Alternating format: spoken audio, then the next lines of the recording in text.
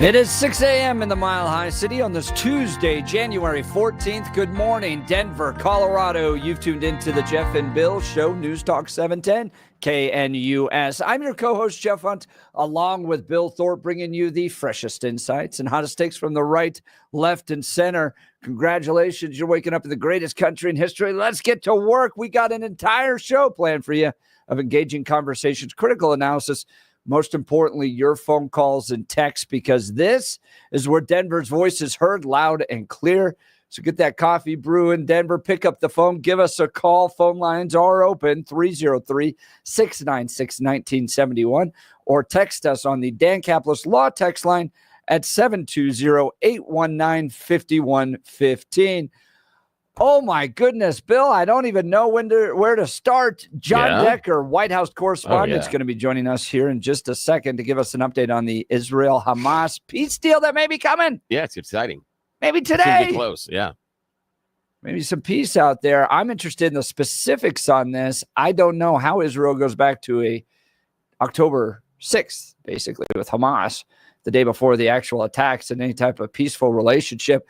But maybe there's some deals out there. We'll have to see. Rory O'Neill, NBC News national correspondent, will be giving us an update on inaugural preparation and how security is going for the big event coming up this upcoming Monday.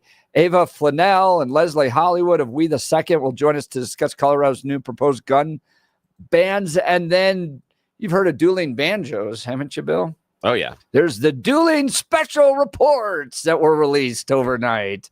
One from David Weiss on Hunter Biden. Boy, oh boy, did he spend a lot of money on prostitutes and drugs. Oh, yeah. Not a surprise, though. But, yeah, he spent a lot. 1.6 million or something like that from ATM withdrawals. We'll get into that. And then overnight at midnight Eastern time, dropping the special counsel Jack Smith report on the 2020 election. Yeah, it's the election interference case, not the classified documents case. Yeah, not the classified documents case. That is right. And we weren't sure that was going to be released ever. Yeah, I wasn't sure. But they can. It was like to the minute of when the hold expired that they dropped it, which would have been midnight. So, yeah. And then quickly, New York Times, Wall Street Journal, all of them with their reports as well. We'll be covering that, plus the 16th Street Mall stabbing, and Mike Johnston doing a press conference down at the 16th Street Mall, getting heckled by folks out there as he was trying to give his speech. We'll be covering this and so much more. Let's check in on news and comment with Blake Olson. Good morning, Blake. Hey, guys. The best dueling banjos. You brought that up. Yeah. Roy Clark and now Glenn Campbell. Yeah. Oh my goodness. Have you guys ever seen that? I gotta go look that one up. I'm gonna pull it up before the day is out. That thing is awesome. It's better than reading special reports. Yeah, the boy, dueling you got that special reports. Dueling special. What a bunch of garbage. There's more credibility in Roy Clark and Glenn Campbell in that performance 40 years ago than that garbage that nobody cares. It's a BS case. What a waste of time. All right, 21 and clear in Denver, expecting a high of 41 today. Our top story, a judge is approving the city of Aurora's request to shut down an apartment complex tied to the violent gang activity, Trende Aragua. An emergency order for the Edge of Lowry complex was signed by the judge last week. Officials want to shut down the complex because of criminal activity connected to the Venezuelan gang. Really? Oh, wow. Isn't that crazy? It's a figment of your imagination. Yeah, right. Right? And the code violations, just code violations. Yeah. Just code violations. And what are you talking about? There's not a problem there. Remember the kidnapping and the torture of two people last month? That kind of got this ignited again. Thankfully, the city expects to finalize the closure of the property next month. Elijah Caudill. He's been arrested for the series of stabbings on the 16th Street Mall over the weekend. Officials believe the 24-year-old Caudill carried out 4 stabbings. 3 were on Saturday and 1 was on Sunday. Only 2 of the victims survived. Cottle has been arrested more than a dozen times since 2018 and was reportedly on probation at the time of the attacks. He's being held without bond for suspicion of first-degree murder. Now, the timeline on this is crazy, Blake. All right, so I went through and read it, and the fact that he was able to just kind of run around and do this for over 24 hours. God. So first victim, 5:12 p.m. on Saturday. Second victim is the flight attendant who dies. Yes. 5:17. So 5 minutes later. Yeah. So this guy's running around 16th Street Mall. He gets the first victim. He murders somebody. Jeez. On the 16th Street Mall at 5:17. He attacks the third victim at 5:54. Right. Now, I originally thought that he was caught after the fourth victim at 8:06 p.m. on Saturday. No, I was wrong. No. It was 8:06 p.m. Sunday. My Lord. I mean, these weren't like little cuts either. It wasn't like minor little attacks. You have a dead woman at 5:17 p.m. Jeez. You have another attack about 30 minutes later. They can't catch the guy until 8:06 p.m. following a fourth attack the next day, over 24 hours later. Yeah. What in the world? I saw that. It's just nuts. And then the mayor has the gall to go down there and do this press conference where he says, ignore what just happened 2 days ago. Yes. And he says this: Denver is getting safer and more vibrant all the time. Oh my goodness. You cannot believe anything. Did you hear the Comes heckler? out of their pie. I did. I heard that. I think Billy was editing it. Yeah, you want the audio on this? Let me hear that. All right. So Mike Johnston's doing this press conference. He's got the chief of Denver PD right next to him. And this guy walks by. Yeah, I saw you at the parade, you hour bear. It's your fault! Crime-loving Democrats are burning this city down! You are not. The city's burning! People are being victims! I'm sorry, Colette, can you repeat the question? Crime-loving Democrats are burning the city down. People are being butchered. Wow. He's right. I agree with him. He starts out by saying, I saw you at the parade, you coward. I saw you at the parade. Wow, man. It's boiling over. I can't disagree with him. Yeah. I mean, it's just total chaos. I mean, obviously it's not Los Angeles, and I'm not talking about the fires. I'm talking about homeless and drug addicts and criminals and gangs and whatever. I mean, it starts at the top. It starts when you drive in, and every suburb, except for a few, you see tents and crap and garbage, and that's where it starts. I mean, it's just... and look, we've heard great leadership. I don't have the audio right now, but George Brockler saying, you come into my town, yes, and you commit a crime, I'm putting you in jail. That is the type of leadership that the city of Denver desperately needs right now. Not this, don't believe what your eyes are seeing. But Denver is safer and more vibrant than ever. No, you need a new sheriff that's going to tell him, you mess with my people, and you're going to get the brunt of the justice system. I agree. All right, the Senate will start confirmation hearings today. Lawmakers will look at former Fox News host and veteran Pete Hegseth for defense secretary. 1 week after blazing infernos first ignited in and around the LA area, officials say crews are prepared for the return of high winds as they battle the deadly wildfires. Today, the death toll is up to 24, but that could change at any minute. Over 90,000 people are under evacuation orders, while tens of thousands more are under evacuation warnings. Officials in LA are going after individuals allegedly caught looting in the area. DA Nathan Hochman says almost a dozen people are charged for looting in different evacuation zones. Former special counsel Jack Smith says the evidence he compiled against DJT would have led to a conviction of 47 overnight. Justice Department said Congress, the final report from Smith, a contestant for the Slime Ball of the Year, who resigned last week ahead of the inauguration.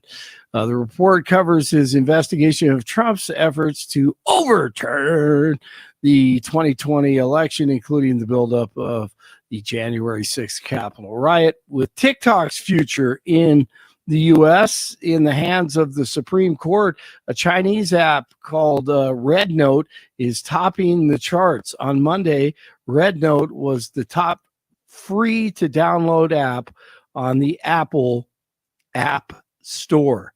Hey, Sniffin' Joe, on Monday, one of his 1,000 goodbyes this week. He's so out of touch. We rallied 50 nations to stand with Ukraine, not just in Europe, for the first time in Asia as well.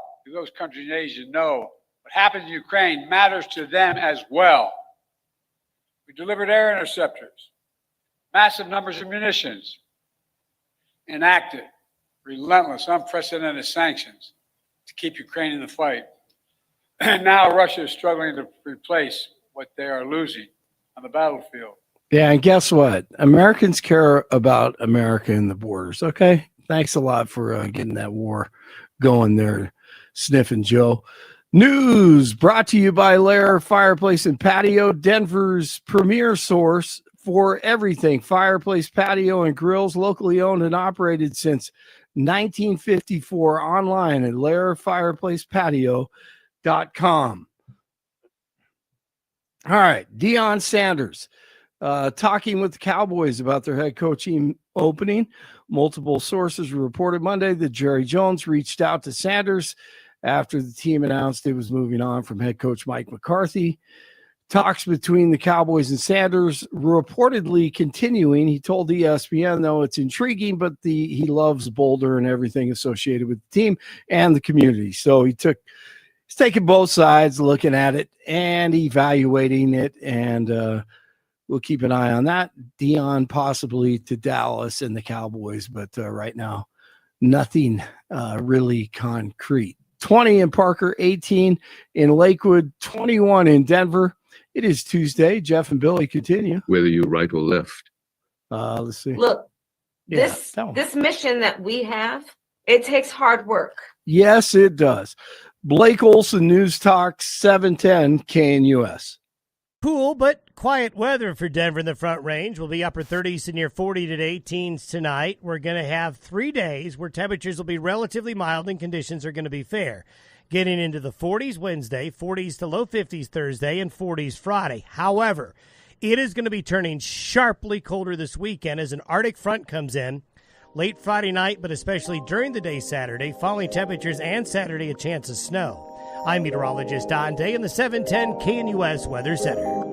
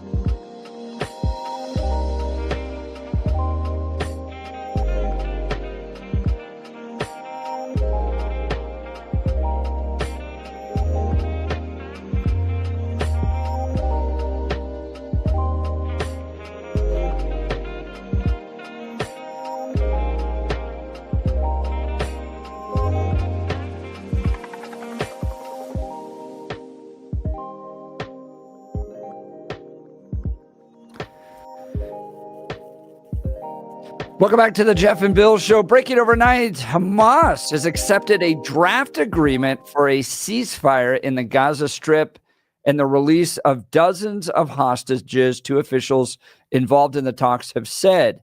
Joining us to provide some insight on this is John Decker, White House correspondent. Good morning, John. Thanks for joining the Jeff and Bill Show. Hey, good morning. Hey, good morning. Thanks for having me with you today. I appreciate it. This is big news. What are you learning? Well, it's big news, but I think hopes need to be tempered because we've had news like this before, and for those families, their hopes have been dashed time and time again. These have been ongoing talks taking place in Doha. The talks have involved actually officials from the Biden administration and also a very senior official from the incoming Trump administration has also been involved in these talks. And we're talking about a deal in which hostages would be released in two stages. The first stage would happen this week, up to 36 hostages. And remember, there are Americans that are also being held hostage by the terrorist group Hamas.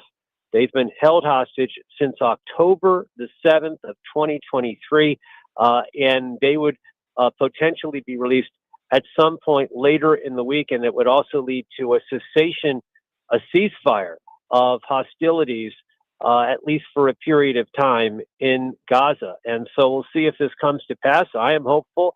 I'm sure the families that miss their loved ones are also hopeful that this deal comes to pass. We're talking with John Decker, White House correspondent. Now, John, one of the big components of this is, potential future hostilities, Hamas and their feelings towards Israel. Are they going to be able to get to a place of peaceful coexistence, you think? Well, Hamas has been devastated over the course of the past year and a half. The leadership has been decimated, as you know. And so, Hamas as a terrorist group is not what it was back on October the 7th. It has been diminished quite a bit. Could you ever have peace? I don't think so. But could you have certainly a diminishment of hostilities? Absolutely. And I think that's what the Israelis are certainly hoping for, making certain that their borders are secure, at least for the foreseeable future. Talking with John Decker, White House correspondent. John, how does Iran play into all of this? Iran doesn't really play that much of a role now. Iran certainly provides funding for Hamas. It also provides funding for other terrorist groups in the region. But these talks do not involve a representative from Iran. These are representatives from Hamas that have been directly involved in these talks in Doha. And any connection with Hezbollah? Are they involved in this? No, they're not. That's a separate terrorist group entirely. And Hezbollah, their forces are really on Israel's northern border. Hamas has, for the past decade and a half, run Gaza, run its government in Gaza, and also has provided situations where it has launched terrorist attacks from Gaza into Israel's sovereign territory.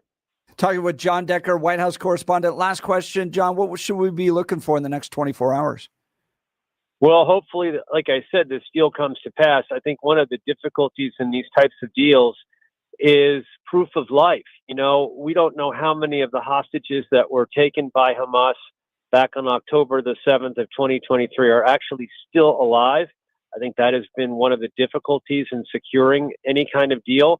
Hamas may not have anything that they can actually offer up if indeed most of those hostages are no longer with us.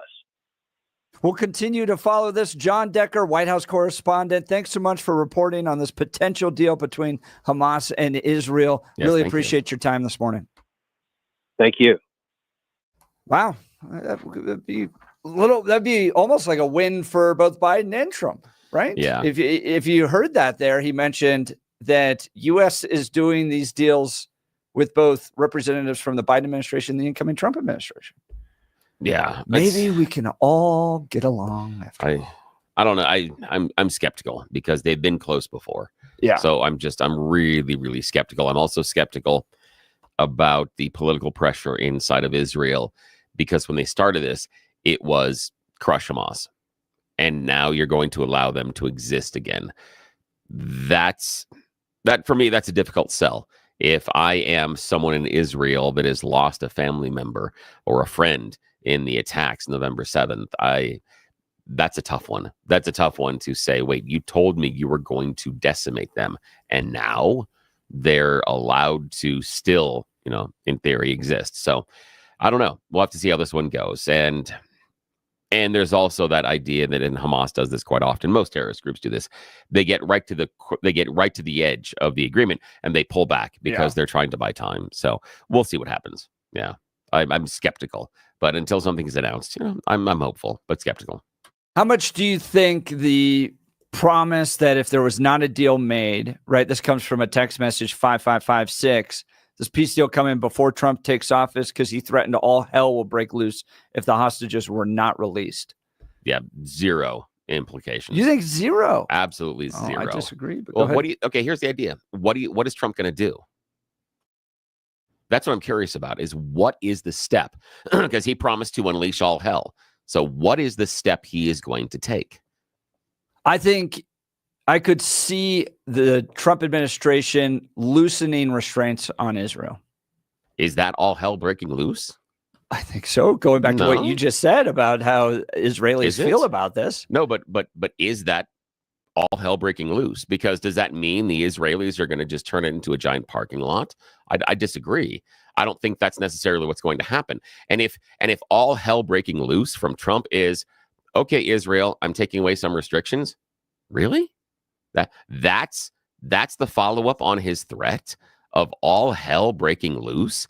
He made a very, very deep, big threat about what was going to happen. Okay, let's see. Let's see what happens. But I think going back to your point that Israelis want a devastated Hamas, a destroyed Hamas. Yeah. And you've had the Biden administration time and time again putting restraints on Israel in this war. And I think those would likely probably be loosened, if not removed entirely. But again, loosening or removing those isn't all hell breaking loose. You wouldn't argue and say that if Joe Biden had decided to release the restraints on Israel, he's letting all hell break loose. I mean, there would be some people on the far left that would, but you wouldn't say that. There's nobody in the conservative media sphere that would say if Joe Biden had done that, oh my God, he's letting all hell break loose. This is going to teach him. No one would have said that. And so that's why I disagree. When he's talking about all hell breaking loose, he seems to be advocating some sort of a role for America. What is it? What are we going to do? That's what I'm curious about, because the problem that he's got is if this threat is not followed up, they will remember.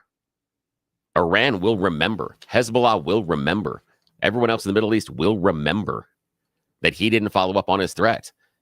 Let's see what happens. 556 texted in, Bill, Trump's going to go after Iran. Who controls Hamas? So in what way, though, Texter? So go after him how? Is it a military engagement? So you're talking to me, and then I find that fascinating. If the idea is, okay, we're going to go after Iran, okay, but hang on a sec. I want to raise my hand because one of the reasons that people said that Trump was so wonderful as far as being a president is we had no wars. No wars broke out. And now you're telling me that Trump is going to advocate for starting a war? I disagree. That's where he's going to go. And I also find it very shocking that you would advocate for that, given that so many people sat here on the text messages and on the radio and kept saying, no wars, no wars. It was a calm, safe world. Yet we're looking for Trump to start a war with Iran in the Middle East. Wow. That's 180 degrees away from where everybody was pre the 20th when we all voted. That's a huge change. And it would have been nice to have that enumerated and outlined and said, hey, if these aren't released, we need to attack Iran. That would be a different thing. I'm sure curious about that. And then we're gonna start a war in the Middle East. Really? That's interesting. That's an interesting step that the conservatives think is needed in order to establish this dominance. Okay. Give us a call. Join the conversation. Phone line is open, 303-696-1971, or text us on the Dan Caplis Law text line, 720-819-5115. We're going to get to Johnny in Denver here in just a second. Look, do you know a high school student who has a passion for engaging in culture, and political issues. The knowledge and skills needed to impact the world through civic engagement is an ever-increasing need in today's society. Colorado Christian University is at the forefront of meeting this crucial need, equipping the next generation of competent, convictional Christian leadership in American politics. CCU's degree program in politics with an emphasis in public policy prepares students for the complex challenges of modern politics and an unapologetically Christian and foundationally conservative worldview. In this distinct program, students learn how to impact public policy and advance Christian conservative ideas. Colorado Christian University also houses the Centennial Institute, a think tank committed to mobilizing ideas on faith, family, and freedom to strengthen America's future. CCU's mission to produce graduates who impact the world with grace and truth applies in no greater measure than to our politics and public policy program. Apply today at ccu.edu/apply. That's ccu.edu/apply. Let's go to the phone lines. Johnny, Denver. What happened? You were attacked downtown? Yeah. First of all, we used to have this joke when I was young. If it happened in LA, it would come to Denver in 10 years. Oh, yeah. Right. So when I was in LA, I got, sucker punched when I was 21. And then I'm 60. I was 64 at that time. And so I'm working on 14th and Spear. And this guy comes up and behind me, me and my wife, and he said, "This time you're not going to get away with, effing with me." And then he sucker punched me. And then he moves forward. And he starts throwing rocks at cars and so forth.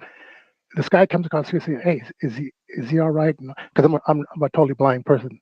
And he said, "I saw the guy sucker punch this lady," and then he went on to your husband and stuff like that. This guy had been in a rampage, and they got videotape of it because they got a real clear picture of him because it was right across from King Soopers.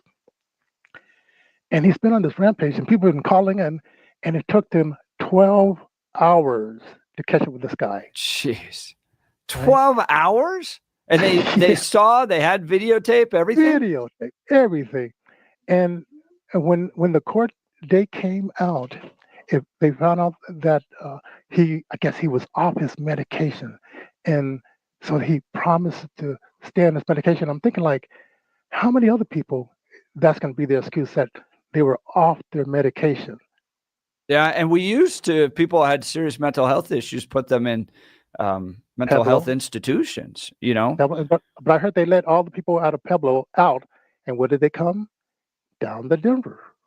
Yeah, with regards to this guy, the stabbings that took place in Denver, long criminal history, serious mental health problems. There should be questions on the city of Denver as to why this guy was allowed to walk around freely with a rap sheet that long, with well-known documented mental health problems. And the Denver police chief yesterday during the press conference was asked, was this guy on a list that you were watching? Were you concerned about him?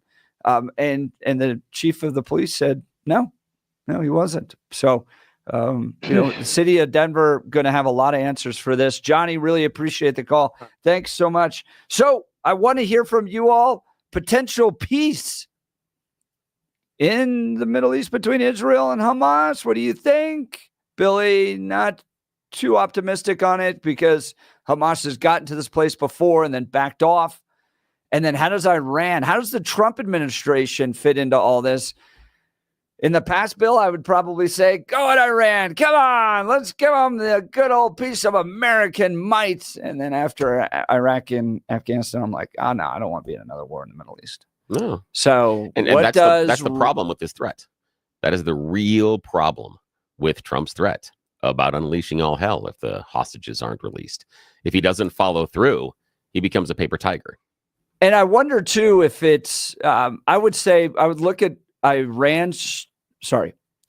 Israel's strategic attacks against Iran as a pathway of demonstrating strength without committing to an all-out war in the Middle East, and maybe that becomes the pathway. So give us a call. Let us know. Phone lines open 303-696-1971 or text us on the Dan Caplis Law text line 720-819-5115. You're listening to the Jeff and Bill Show. This is Denver's Talk Leader, News Talk 710 KNUS.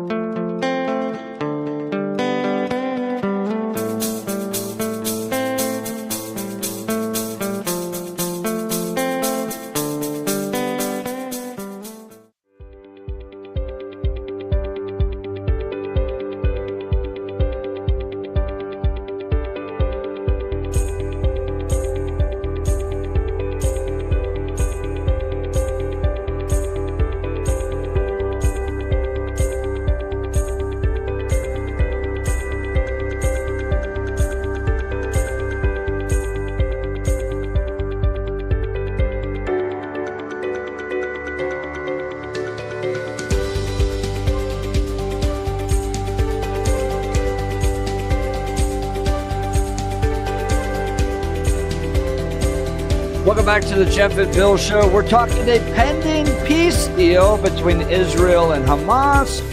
Did Donald Trump have something to do with it, promising that all hell will be rained upon Hamas if they don't release the hostages? But what does all hell mean? Could it mean a war with Iran? Do you want a war with Iran? I don't want another war in the Middle East, but I want toughness in the Middle East. And maybe Israel's provided a roadmap on how to do that. But let's go to the phone lines. Joe Arvada. Good morning, Joe. You're on the Jeff and Bill Show. Morning. Good morning, Jeff, Billy. I see this as just almost identical as the Carter administration coming in, only with one caveat. Carter administration wasn't nearly as toxic as the Biden administration. This administration has a bunch of 25-year-olds running the helm. And the Carter administration at least had a few, intelligentsia. Right now, it's just bumbling moron, lefties, DEI specialists, all running the show, even in the military. That's pretty obvious. However, when President Trump negotiates, he does things like, remember in Afghanistan, you had the Taliban threatening all kinds of things, and then President Trump showed their leader a picture of his house, and they were all like, why are you showing me a picture of my house? And it just worked on them. Well, that's only part of the story, Joe. That was part of a negotiation in which he said, if you don't shoot any Americans, we will leave. So the Taliban basically sat on their hands until the Americans left and then took over the country. He gave them wait a second. You forgot one thing in between there. Biden got in office. But it was Trump's deal. Then they left. But it was Trump's deal, and Biden honored the deal. No, it was not. No. That's just ridiculous. No, that's a moronic statement. That's incorrect. It was not Trump's deal. It was Trump's deal. He did not say pull out everybody and leave everybody stranded in the middle of Afghanistan without any defense. Stop. Okay, Joe. Stop. Joe, stop. We're gonna stop because I got mute button here. Okay.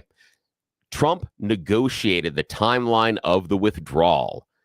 How the withdrawal happened was bungled by the Biden administration based on the order of what they did. But the bases closing down and everything else was negotiated by. Lie. No, Joe, it's not. It's not. It's not. Right here. No, Joe. It's not, but here, go ahead. Go ahead. Tell me. Fine, go right ahead. You're the one that brought it up. Go on with your You're lie. the one that brought it up, Joe. I'm just holding you to account. That is not the truth. President Trump did not arrange the debacle of the Biden administration. I'm sorry. Anyway, let's get back to reality. Reality is that Donald Trump will come in and explain this to the leadership in Iran. See, leadership goes from the top down, not from the 25-year-olds up.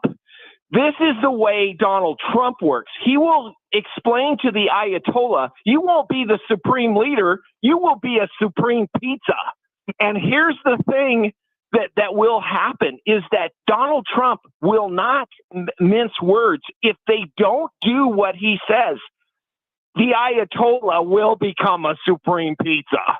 And here's the thing that you don't understand.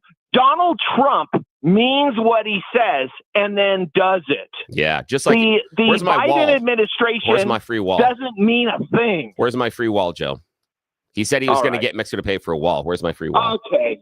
You know what? I'll say it again. During the Trump administration, immigration went to a 20-year low. Your facts are coming from Ellen DeGeneres. Give me a break. Everybody in America knows that during Donald Trump's reign, he ruled the border. You cannot argue it. That's why he got elected, and your guys got the boot. Free wall. Mexico's going to pay for it. Thanks so much for the call, Joe. Also, I'm going to read for you that Donald Trump negotiated the withdrawal from Afghanistan. negotiated a withdrawal of troops going down from 13,000 to 8,600 troops by July of 2020. And part of that agreement, agreed to by Donald Trump, was the complete withdrawal May 1st, 2021, if the Taliban kept their commitments. Joe, I wasn't lying. I can agree with you that Biden messed up the withdrawal. It was Trump's deal.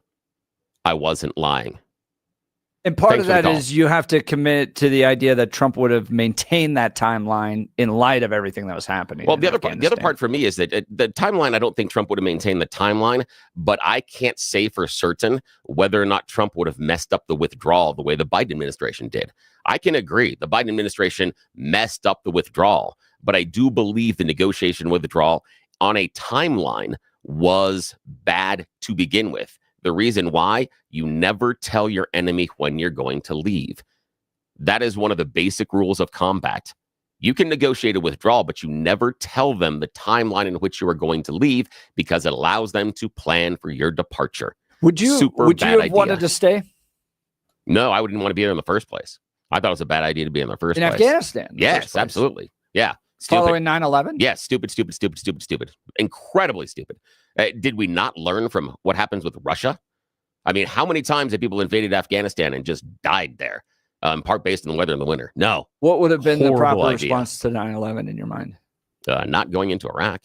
I would have worked through Pakistan and some other countries because where do we find bin Laden? Not in Afghanistan. He was in Pakistan. He needed to have the functionality. Later, early on, he was still in Afghanistan. In part, but look at the difference as far as technology and access to the rest of the Western world through Pakistan versus Afghanistan. Pakistan was always going to be the key because they are more modern than what you have in Afghanistan. Afghanistan's a hidey hole. Great. You just wait for him.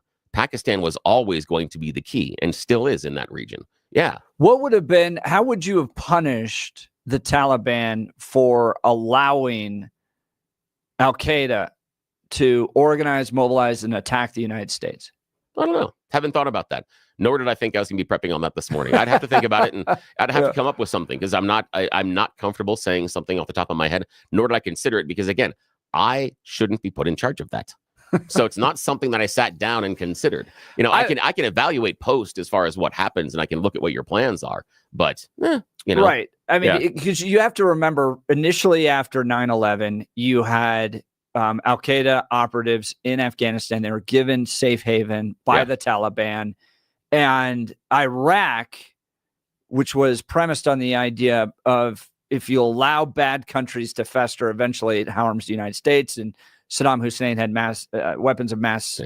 Iraq was a revenge tour. Say mass deportation. Iraq was destruction. Iraq was a revenge tour. Iraq was stupid. Right. Iraq was the thing where that someone on your block came in and broke into your house, and you go to a different house, break in there, and take over their house. It was stupid.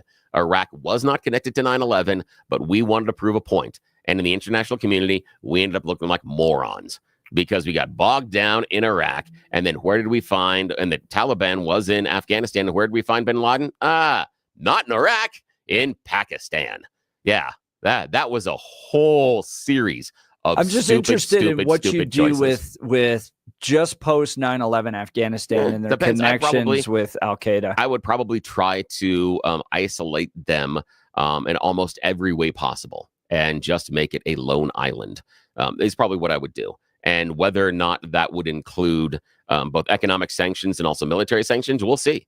Perhaps that I would come in and see if I can station some troops on some borders inside on the edges of Afghanistan. But I'm not in favor of invading there in any way, shape, or form. Yeah, because I remember what happened to the Russians.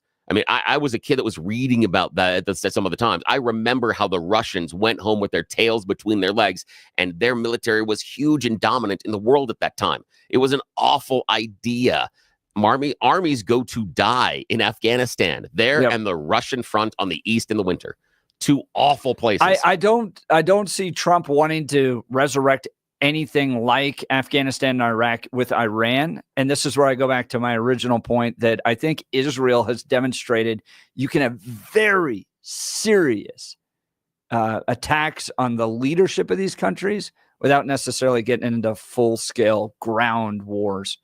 Hamas aside and Gaza, but with Hezbollah, with Iran, the attacks, the pagers, all that stuff. So, well, we'll continue the conversation. Coming up, you choose the news and a little bit of levity. You're listening to the Jeff and Bill Show. This is Denver's Talk Leader, News Talk 710 KNUS.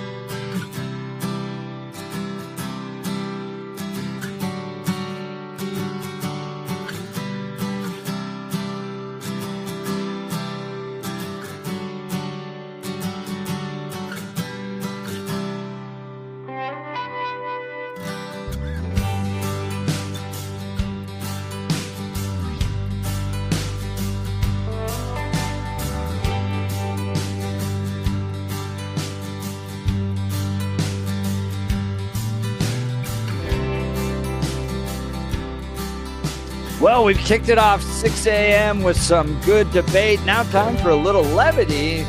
Get people through a cold Tuesday in January with some You Choose the News. Yes, time for us to bring a little bit of silliness into your morning. It's something we call You Choose the News. It's America's favorite fake radio news game show. I've spent mere moments this morning scouring the interwebs for really, really stupid stories about us humans, and then giving them even more ridiculous headlines so that we can play this fake radio news game show. Why? Well, because we are left unsupervised at this time of the morning. Nobody in charge even pays attention to us until 7 o'clock in the morning. I don't think they know the show starts at 6, so we're not going to tell them, okay? All righty. So here are our secret stories that we are sharing with both Blake Olson in the newsroom and Jeff Hunt this morning. Okay, gentlemen, choose wisely. Headline number 1, Trump has a good idea, says other world leader. Headline number 2, the Me Too state. Headline number 3, well, that'll teach them. And headline number 4, perfect government planning.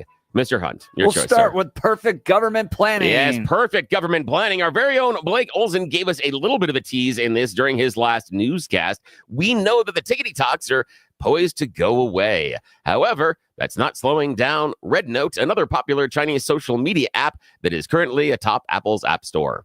Yes, many TikTok creators and TikTok enthusiasts are switching immediately over to RedNote, or also known as Xiaohongshu in China. Oh, yeah. Yes, it is a photo sharing app. And so basically, there are content creators that are saying, hey, we're moving over there. They're even using detailed videos as to how to set up your account. The content creators say they're not going back to Instagram and Facebook. They're going to do RedNote. RedNote was valued at $17 billion after raising funding in July from investors from a couple of Chinese investment groups. Also, it's raised over $900 million in total funding and has more than 2,000 employees currently. Is this just as dangerous as TikTok with regards to spying? Yeah, because again, the people in charge are stupid. They thought there was only one app, and they only are thought myopically about this. They went, if we just ban the thing that says TikTok, then everything's going to be fixed. No, you don't know how the technology works, but oh well, live and learn. What do you do? I know. We voted for him. We get what we vote for. All right. Jeff Hunt. Oh, no, I'm sorry. Blake Olson, your choice, sir. Trump has a good idea, says other world leader. The Me Too state, or that'll teach him. Let's go with the Me Too state. Yeah, the Me Too state. Hey, we are going to talk about our cowboy hat to the north, Wyoming. Yeah. Yeah. A half a dozen state legislators in Wyoming want them to build their very own Mount Rushmore. 6 sponsors have filed House Bill 106 for the Monument to America. They're calling for $40,000 to establish a task force to recommend a monument by the 250th anniversary of the signing of the Declaration of Independence that is coming up July 4th of next year. They say it would be similar in size and scope to the Mount Rushmore National Memorial. Do they have mountains that high? Do they have that? I don't. Do they have that tall? Do they? I don't know. I'm not that familiar. Devil's Tower. Oh, there we go. So they have to carve up Devil's Tower, I guess. So they're looking at finding places to put 60-foot high faces of presidents, or I don't know, maybe just popular figures or cartoon characters. I don't know what they're going to do with it. You know, some of our greatest things have been built by just random dudes. I mean, the Mount Rushmore was that way until the U.S. acquired it. Exactly. It was just a tourist trap. Yeah. And so that's what that's what they're talking about is they want to build their own tourist trap. They're like, think about all the people who would come and see it. So I just keep going. I don't know. Would you go? It's easier to go than South Dakota. But I don't know. I will have to see. I think they should do the 4 greatest Wyoming athletes from the University of Wyoming. Oh, put Josh Allen up there. They should go and something then you different. put Fennis Dembo up there. What do you think about that? I think they should do something like Trigger to the horses. They should do famous horses. Okay. Yeah. Jay Novacek. You have silver up there. To hide gold, right? Yes, exactly. That's exactly what he was for. Yes. There you go. Jeff Hunt, final choice this morning. Trump has a good idea, says other world leader, or that'll teach him. Trump has a good idea. Yes, Trump has a good idea, says Venezuelan President Nicolas Maduro. He says, hey, I like this colonization idea that Trump has. Why don't we help liberate Puerto Rico? Yes, President Maduro has said that perhaps if the United States goes on some of their expansionist tour and wants things like Panama and Greenland, maybe Venezuela should also get in on the act. And they are thinking perhaps they should liberate, Puerto Rico from America. Yeah, Alrighty, that's the end of You Choose the News. I don't know anyone who's like, that's who I'd like to be colonized by. Oh, yeah, Venezuela. Absolutely. Well, we've got a lot to talk about coming up next. What do the inauguration plans look like? You're listening to the Jeff and Bill Show. This is Denver's Talk Leader, 710 KNUS.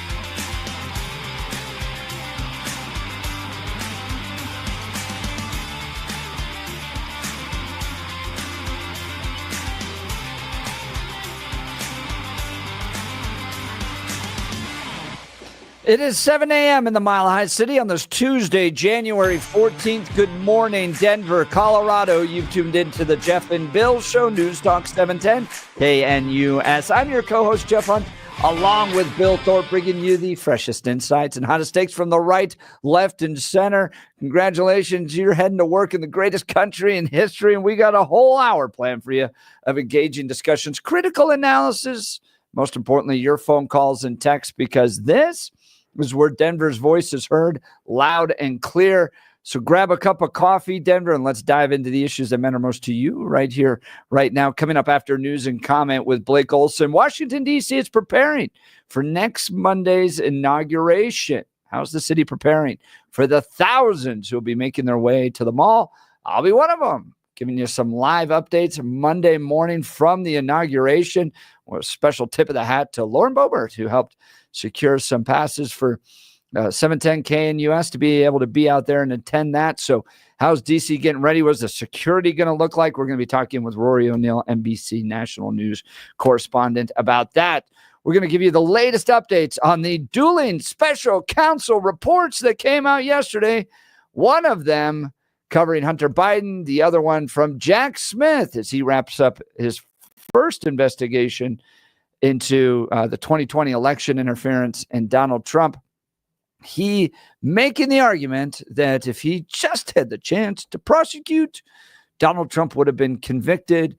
But in this 100-plus page report that came out at midnight Eastern time last night, no major new facts reported. So does this change anything? Or is this a big boom as Donald Trump is heading into the presidency, or a whimper as Jack Smith wraps up his case? Would love to get your thoughts on that. And then later in the show, we're going to be covering the latest updates on the 16th Street Mall stabbing, as well as the new proposed gun restrictions here in Colorado's Ava Flanell joins us. So lots to cover in the remaining parts of this show. You're not going to want to miss it. But first, news and comment with Blake Olson. Good morning, Blake. Hey, good morning, Jeff and Billy. 21 and clear in Denver, expecting a high of 41 today with plenty of sun. It's going to feel really good today. Our top story, Elijah Cottle, has been arrested for the series of stabbings on 16th Street Mall over the weekend. Officials believe the 24-year-old Cottle carried out 4 stabbings. 3 were on Saturday and 1 was on Sunday. Only 2 of the victims survived. Cottle has been arrested more than a dozen times since 2018 and was reportedly on probation at the time of the attacks. He's been held without bond for suspicion of first-degree murder. One of our great listeners, Johnny, who's blind, has been attacked downtown and says this goes on a lot. And so I'm working on 14th and Spear, and this guy comes up and behind me, me and my wife, and he said, "This time you're not going to get away with, effing with me." And then he sucker punched me, and then he moves forward. And he starts throwing rocks at cars and so forth. This guy had been on a rampage, and they got videotape of it because they got a real clear picture of him because it was right. And he's been on this rampage, and people have been calling in, and it took them 12 hours to catch up with this guy. Criminals, drug addicts, alcoholics, illegals who've done crimes elsewhere among the homeless downtown and beyond. And it took 12 hours for him. And then 2 different days, Saturday and Sunday, with the crimes downtown. And those aren't like Saturday and Sunday morning. Correct. Not like 1 in the morning on Sunday. Guy goes on a stabbing rampage. Jeez. 27 hours after the original one. Good Lord. And the police are just like, "Oh, we're catching up." And they kept on that press conference that they did yesterday with Mayor Mike Johnson, the chief of the police. I mean, they're just sitting there lauding each other. It's amazing. We're putting more money into Denver police, and their quick response helped. 27 hours. God. On the 16th Street Mall. This wasn't somebody's house that he took off running. You have cameras everywhere. They're patting each other on the back. Yeah. And to watch these public officials, they did this in New York after the subway attack, right? Where the woman was lit on fire and then the dude was pushed in front of the train. And they come out with these like grandiose statistics. So we're all sitting there watching 4 people stabbed. And they come out and they say, well, Denver's never been more vibrant. According to statistics, crime's actually going down from last year. And it's just the most surreal thing to watch them try to save their political careers while watching, like, literally the 24 hours prior to that, people being stabbed. Right. Tell the truth and do something about it. Or just don't try to save your political career. Yeah, right? Like everybody reads into it. Everybody sees it when they're like, actually, crime statistically. Yeah, statistically, 2 people are dead. 4 were stabbed. And in a 2-day period. Unbelievable. That's why this guy right here is exactly right. Here's Mike Johnson getting heckled yesterday. Yep. Yeah, I saw you at the parade, you mayor. It's your fault. Crime-loving Democrats are burning the city down. You are not. The city's burning. People are being victims. I'm sorry, Colette, can you repeat the question? Mike Johnston can't walk down the street without being heckled by people. Good. Crime-loving Democrats are burning the city down, is what that guy said. It's He's boiling right. over. Yeah. He's right. God bless him. It's sickening, man. A judge is approving the city of Aurora's request to shut down an apartment complex tied to the violent gang activity, Tren de Aragua. Wow, amazing, right? An emergency order for the Edge of Lowry complex was signed by the judge last week. Officials want to shut down the complex because of, once again, criminal activity connected with the Venezuelan gang, including the kidnapping and torture of 2 people last month. Officials in LA announcing charges against a number of individuals allegedly caught looting as wildfires rage in the area. District Attorney Nathan Hochman says 10 people are facing charges for looting in different evacuation zones. It comes as more than 92,000 people are under evacuation orders, while another 89,000 are under evacuation warnings as the wildfires burn. By the way, does Christine Larson, the first black and white lesbian equity bureau chief for the LA Fire Department, still have her job? Is she strong enough to do this? Or you couldn't carry my husband out of a fire, which my response is, he got himself in the wrong place if I have to carry him out of a fire. I'll play that 1,000 times. She only makes $400,000 a year. $400,000 a year. The music is just surreal in that too, because you're sitting there going, who would listen to that from a firefighter and think that would be a good idea and approve it? And then we got this great public service. That's who would. I mean, they are just. It's like blaming the person who had their throat slit. Well, you shouldn't have put yourself out there on 16th Street Mall. Don't you know how dangerous it is? Mm-hmm. Yep. Your daughter shouldn't have been wearing that skirt when she was raped. I mean, this is the same crap. Yep. Unbelievable. NBC White House correspondent John Decker on with Jeff and Billy last hour. An Israeli Hamas peace hostage deal. Don't get your hopes up, but it is encouraging right now. A deal in which hostages would be released in 2 stages. The first stage would happen this week, up to 36 hostages. And remember, there are Americans that are also being held hostage by the terrorist group Hamas. They've been held hostage since October the 7th of 2023, and they would potentially be released at some point later in the week, and it would also lead to a ceasefire of hostilities, at least for a period of time in Gaza. And so we'll see if this comes to pass. I am hopeful. I'm sure the families that miss their loved ones are also hopeful that this deal comes to pass. Hey, Brittle Joe is going to say goodbye 1 billion times this week. And now tough talk with China. You all recall, many experts believe or predicting it was inevitable that China's economy would surpass ours.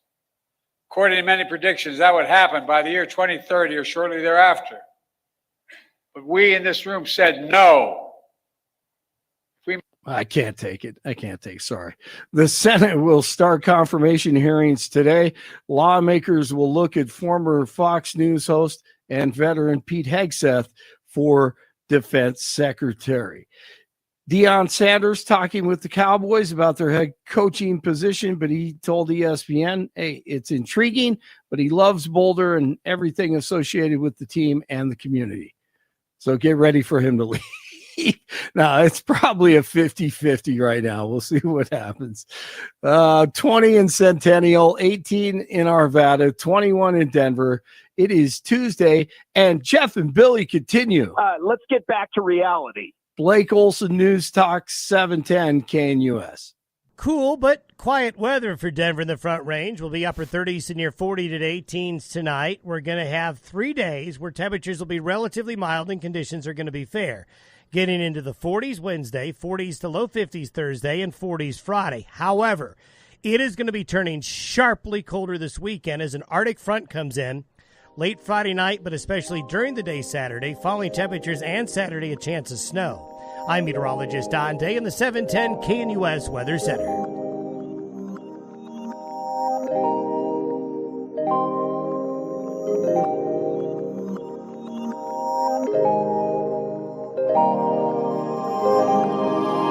Washington, D.C. is getting ready for the big inauguration that's happening on Monday. We're going to talk with Rory O'Neill in a second about that, NBC News national correspondent. But, Bill, if you wanted to watch it, there's a great watch party happening here. Mike Boyle is hosting one at the View House. Yeah, he is. And it's going to be an early day thing, like 10 a.m. to 1. Yeah. So you'll be able to do some other stuff later in the day and go to other parties. So you can kind of warm up, kind of pregame, if you will, there with Mike Boyle. It'll be a lot of fun. You can drink champagne to celebrate or drink vodka to wallow. One or the other. Depending on how you feel. Well, I want to talk to you about my friends over at QC Kinetics. It's just not normal, the pain caused from chronic joint pain day after day, but some of you have dealt with that pain for so long, it's become your new normal. Short-term fixes are not working. Make the decision now to say no. You're not going to live with it. Get moving again in 2025 with help from QC Kinetics. QC Kinetics is the nation's leader in regenerative medicine joint preservation. So what does that mean? Well, Joel in our office uses QC Kinetics, and they draw out your blood, they spin it, and get to that plasma. The plasma is the part of your blood that helps heal, right? And so they can then inject that into your joints, and it heals your joints from your own body without having to use steroids and, surgery and all that stuff. Yes, you can revitalize your joints with advanced orthobiological treatments at QC Kinetics. Like I said, no steroids, no drugs, no surgery. This is the future of medicine, using an array of natural solutions like PRP to attack the pain from arthritis. Tens of thousands of people with pain have discovered these cellular treatments and are living life again without that constant pain in their joints. So if you want to learn more about how you can refresh your joints, get lasting relief with these amazing treatments, call QC Kinetics for a free consultation. Deal with your joint pain now so you can make the most of your new year. Call QC Kinetics. Here's their phone number, 303-900-8986. That's 303-900-8986. They got locations in Aurora, Superior, Highlands Ranch, and the Springs. Check out QC Kinetics. Get that own body healing and get off and running so you can be active this new year. All right, so big preparation taking place for next Monday's inauguration. How's the city preparing for thousands who are going to make their way to the mall? We're going to be doing a live broadcast all next week, Monday, Tuesday, Wednesday of next week from Washington, D.C. with the inauguration. I will be down in amongst the people at the inauguration of Donald J. Trump. And so I went to the first one in 2016. Great experience. We'll be back for this year. So be sure to listen to 710 KNUS to get all the updates and details that you need. Joining us now is Rory O'Neill, NBC News national correspondent. Give us updates to how the city is preparing for thousands who'll be making their way to the mall. Good morning, Rory O'Neill. Morning. Good morning. And this has been a crazy month in D.C. The Department of Homeland Security, the Secret Service, they have this thing called a designated national special security event. And they already had one set up for January 6th. They were concerned of a repeat of what happened 4 years ago. So they declared January 6th a national special security event in D.C. Well, then you had the funeral of President Jimmy Carter. That was a bit unexpected, but also a declared national special security event. And now you have the inauguration. So in a matter of weeks, this will be the third time they've had these national special security events happening in the city or the district. And you had a pretty bad snowstorm in the mix. We heard from the police union chief for DC who said, we're just spent. They're tired. And we haven't even got to the big inauguration, and that, I mean, consumes the entire city because you have the activities taking place on the steps of the Capitol, and then a parade all the way down. Are there fences up? How are police going to respond to all this? Can you give us some insight on the police activities? Yeah, so we've already seen, so the fences went up before January 6th, and they're only being expanded now because, as you said, there's a parade route to be concerned about as well. 250,000 people have gotten tickets or are getting tickets for events on Monday. So that's a lot of people. Thankfully, it's also the Dr. Martin Luther King holiday. So that is actually probably going to ease up some of the traffic that may have otherwise been going downtown to try to have a normal day at work. But yeah, there are a lot of different policies and procedures being implemented now under the umbrella of the Secret Service, which is always put in charge of these national special security events. So they'll bring in the park police because they do all the monuments. They'll bring in the Coast Guard because they'll patrol the Potomac River. And of course, the DC police, the Capitol Police, National Guard troops, and visiting law enforcement from across the country. It's an awful lot to coordinate, probably the most robust police response in history. I'm talking to Rory O'Neill, NBC News national correspondent. Now, the president-elect has already had 2 assassination attempts against him. How could things be different this year than maybe previous inaugurations? Yeah, well, first of all, they're not going to tell us everything, right? So we know they like to keep some cards close to the vest. But they have said that they've made every accommodation possible. And look, this is also a wider perimeter. You know, the people who have special tickets and screening are closer to the president. If you are trying to pull something, you're going to have to be much, much further away. They say they'll have drones up for security. In addition, I said to having 25,000 law enforcement officers along this perimeter. They feel pretty confident that this plan they've been putting together for a year now is going to be sufficient in order to protect the president and the people attending. Talking to Rory O'Neill, NBC national correspondent, NBC News national correspondent. Now, I was at I marched with as covering the Palestinian protests outside of the DNC. And I thought the Chicago police did a fantastic job where every single inch of the route of the protest parades were covered by Chicago PD. I mean, there wasn't an inch where somebody could get through, try to attack the walls or the gates of the DNC or anything like that. Are you anticipating or have you heard any counter protests? And how are the police responding to that? Yeah, we know there are going to be a couple of demonstrations, not just on Inauguration Day, but over the weekend as well, because we're expecting a series of events to ring in the new administration.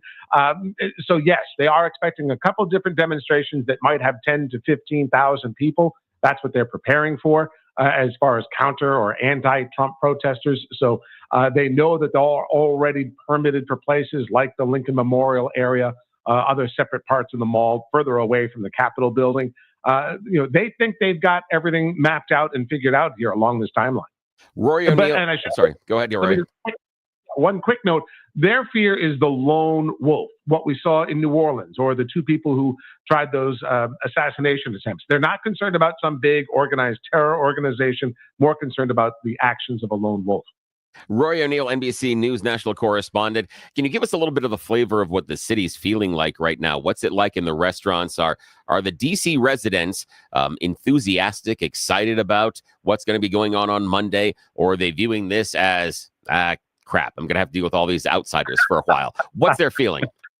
Well, I think it depends on what your job is. If you're a waiter, you're pretty excited because that means every table is full and every lobbyist is buying. So that's some of the good stuff going on around town. If you're someone who's just trying to get to the office on Monday, that's going to be a bit more of a struggle. But as I said, thankfully, it's a holiday as well as being Inauguration Day. So people don't necessarily have to schlep into downtown if, say, they're a bank teller or something. They're already going to get the day off. And look, this is not unfamiliar. We go through this, thankfully, every 4 years. So a lot of this is something that they embrace and celebrate because every hotel is full, every Airbnb is booked out. Every marching band is coming to town from across the country. It's a big fun party because in addition to the events happening on the Capitol at noon Eastern time Monday, you also have the inaugural balls that are happening. So, so dressmakers and department stores have been happy for the ladies to come by and do some shopping. It can be a big deal. You're listening to NBC News national correspondent Rory O'Neill live with Jeff and Bill. I want to talk about that shopping. I'm a concert kid. I went to hundreds of shows when I was a kid and a bit of a nerd. So I am all about the merch. I have been incredibly impressed with the merch sales and the creativity of Donald Trump supporters. Have they arrived already in the city? Are the merch salesmen getting ready for the big day? What have you seen so far? Yeah, absolutely. A lot of it is already sort of prearranged. There are you need licensing agreements, or they dance around them in specific ways. But look, there are souvenir shops already all across D.C., and clearly they've been stocking up in anticipation since we got the election results back in November, and that's to be expected. I don't know if they can dust off some of the stuff that they used in 2019, but we'll see how they do it this time around. But the merch is out there, pro and con, to be sure. I'm talking with Rory O'Neill, NBC News national correspondent, about inauguration activities taking place on Monday. So if people wanted to attend, can they just show up? Can they stand out on the mall and watch the inauguration? Can they show up and watch the parade? How is this open to the public? Yeah, it's pretty easy. Okay, as I said, there are 250,000 tickets they're giving out to get you to the better spots on the mall. They're pretty easy to get. Contact your U.S. Senator or your member of Congress. Their constituent relations office might be able to hook you up. So that would be my first call if I'm trying to go. There are areas you can stand along the parade route that are clearly open. If you want to stand in the back toward the Washington Monument, clearly, you'll be able to go there without much of a security concern. But look, it's a hassle. You'll need to show your ticket. You go through the metal detectors like you're at the airport. It's a slow slog. It's going to be 35 degrees as a high on Monday. You got to get there at 7, 8 o'clock in the morning if you want to be out on the mall to watch it all. So it's a commitment, but it's also history, and a lot of people never miss it. That's right. Great coverage. Rory O'Neill, NBC News national correspondent, giving us some updates on how Washington, D.C. is preparing for next Monday's inauguration. Rory, thanks so much for joining the Jeff and Bill Show. Thank you. Thanks, guys. If you don't, and so first of all, Rory's exactly right. It is a big commitment. It's a really big commitment. It is big. And when we went in 2016, I think we were out the door at 4:30. To get through security and to get ready, and we had seats. And I was attending with the president of Colorado Christian University at the time, Dr. Donald Sweeting, and his wife and my wife. So it was, and you wanted to get dressed up, and you had to be warm. You had to go through security. You want to get a good seat, all that stuff.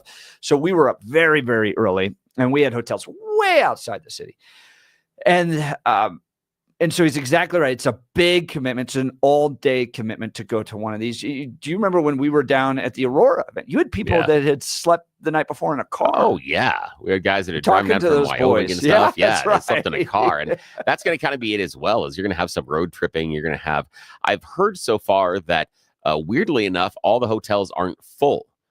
That's what, and again, oh really? Wow. Yeah, and so I'm not sure, and that surprises me. Might be that price issue. Yeah, I paid a pretty penny. Oh, I bet, and that not could the be station. Yeah, no, you did. Yes, this is on. Nicole and I yes, did. This is on the Hunt family budget. So, ouch, big capital letters of ouch, but a great commitment, and it's something that is really special, and it really is once in a lifetime. And you are lucky enough, sir, with your wife, to be able to view it twice. She really likes. Well, so she's big into the history. She's big into the balls, and she's a big supporter of Donald Trump. So, and it's our anniversary that weekend. No, seriously. Yeah. Oh, dude, you have that you don't have to buy anything else. You've set this up now for listeners. You got to understand, this is like Mrs. Jeff's prom. Yes. This is all the stuff and all the excitement that you had surrounding prom in high school. That's what this is to Mrs. Jeff. So this is really, really exciting. And I am so glad that the pair of them are going to be able to make the trip all the way out to DC and give us the front row view of everything going on. Now, I got to tell you, it's out there in the cold, and I know you want to get dressed up and you want to be there for the inauguration. There's part of me that if you're out there in the cold, I would just try to wear a really long, warm coat and PJs underneath. Yeah, right. like go with a giant onesie. Just as warm as you can. As possibly as comfortable as possible doing it. And then, and doing that one. That's one of those ones where you need what in English football is called a stadium coat. Yes. Which, on a side note, why the NFL hasn't leaned into that, I don't understand. That is a license to print money in places like here in Green Bay.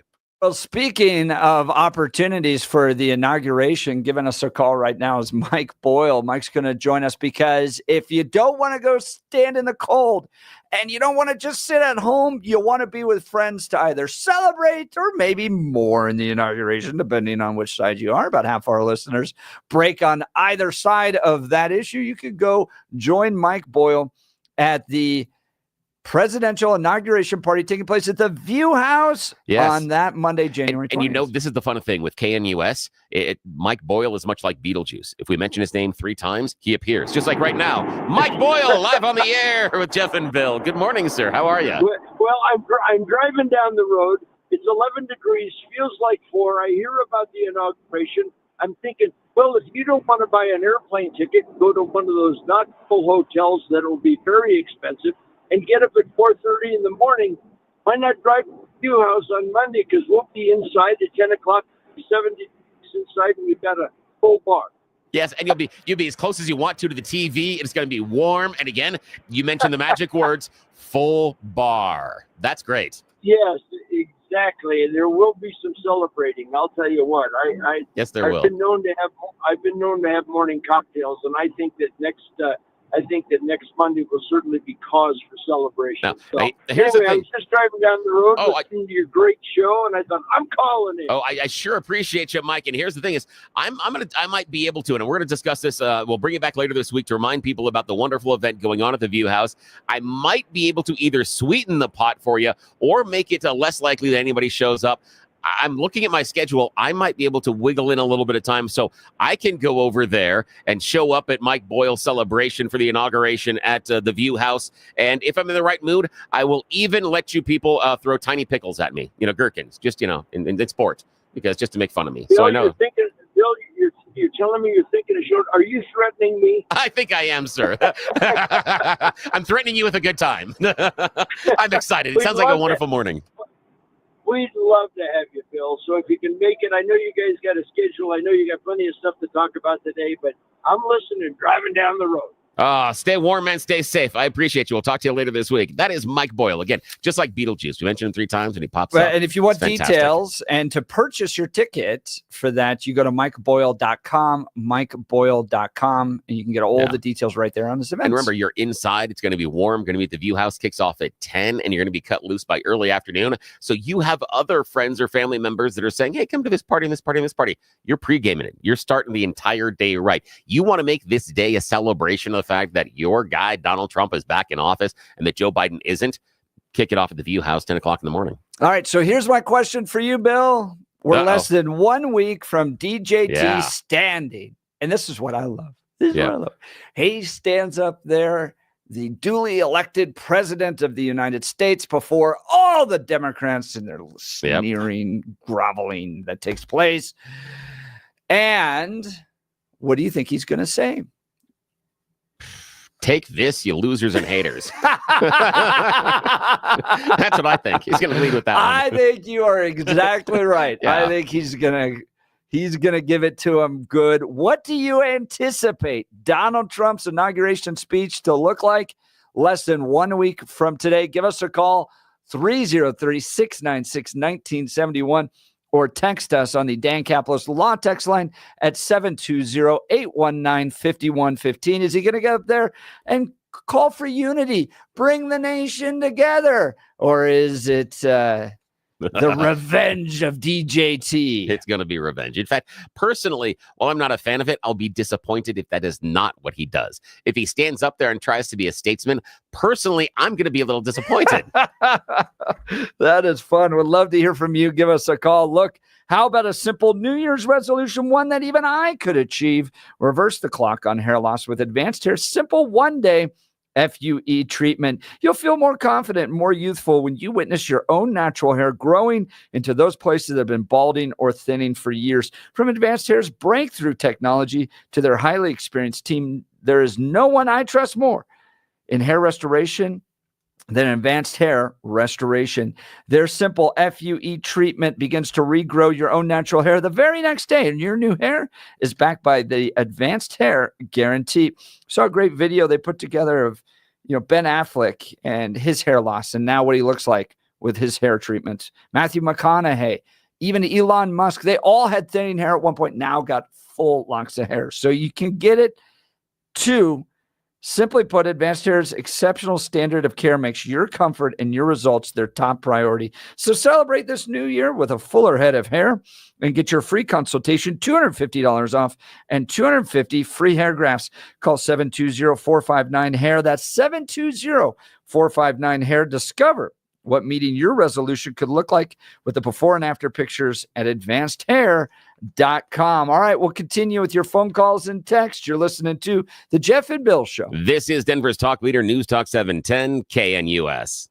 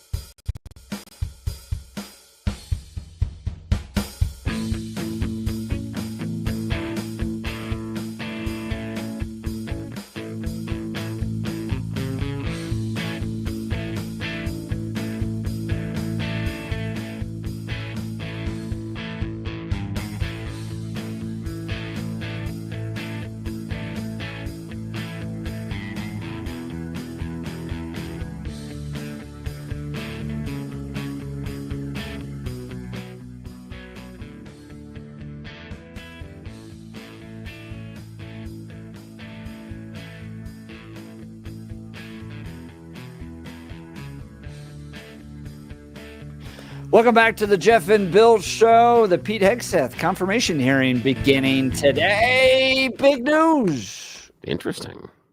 Think any Republicans are going to break? Yeah, I think you could get one or two. I think and still get through, right? It's just 51. Yeah. Right? He doesn't need 60. Yeah, although it depends on how they're going to push. And the person that I am most interested in is what happens when Senator Duckworth gets a hold of him.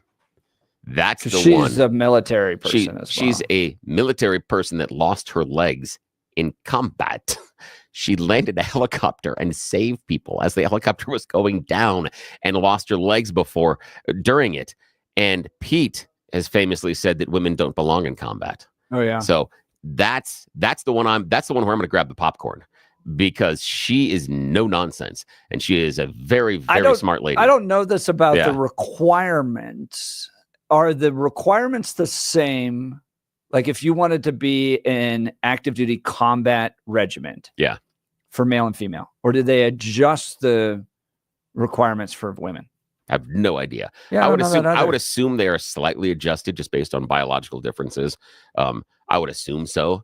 But even then, that's going to be a tough one, I think, for Pete to overcome that idea and some of the idea that these other people can't serve.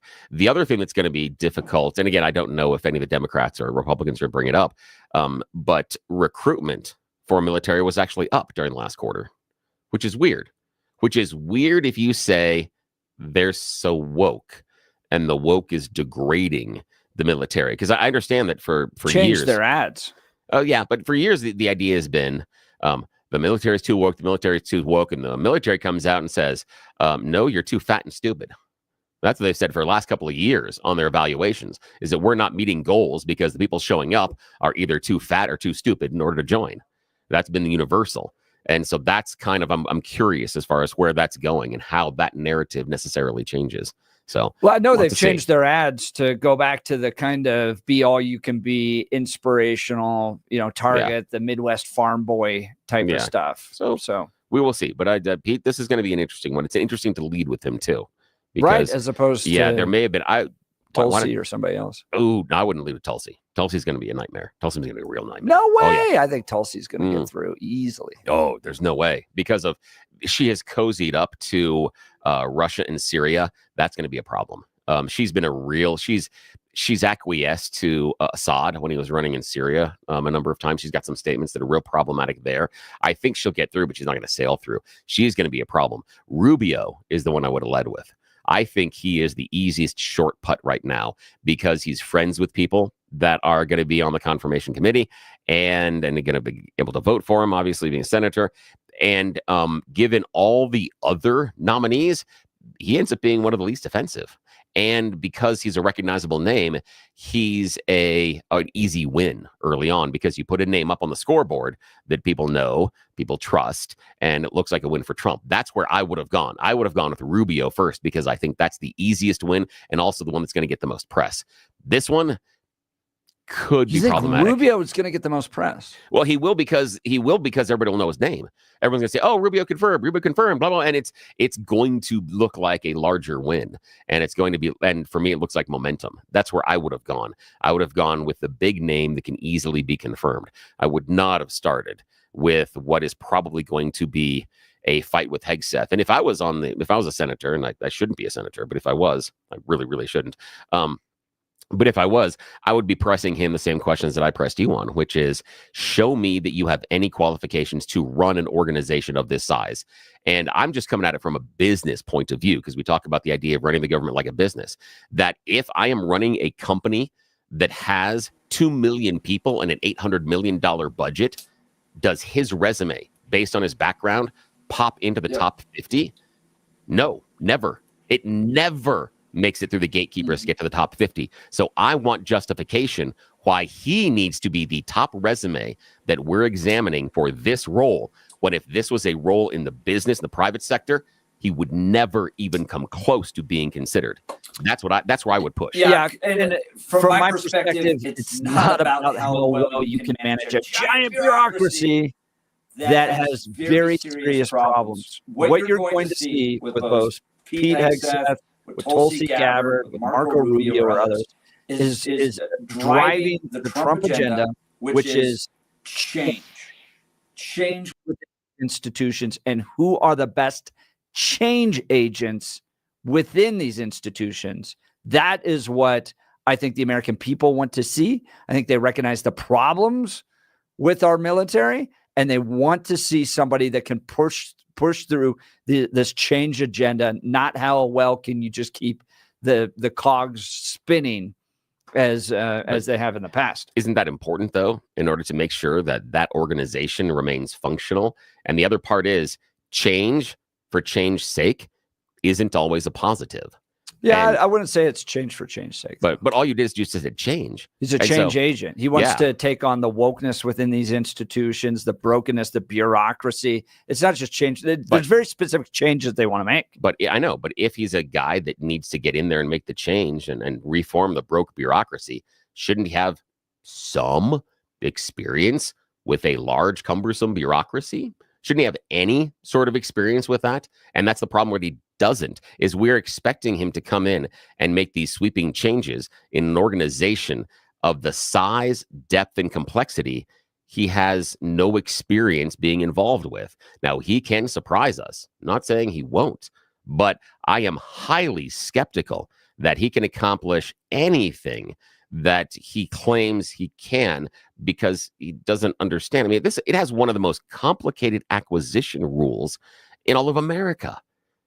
That it is, as far as him getting stuff, he's supposed to rebuild the military.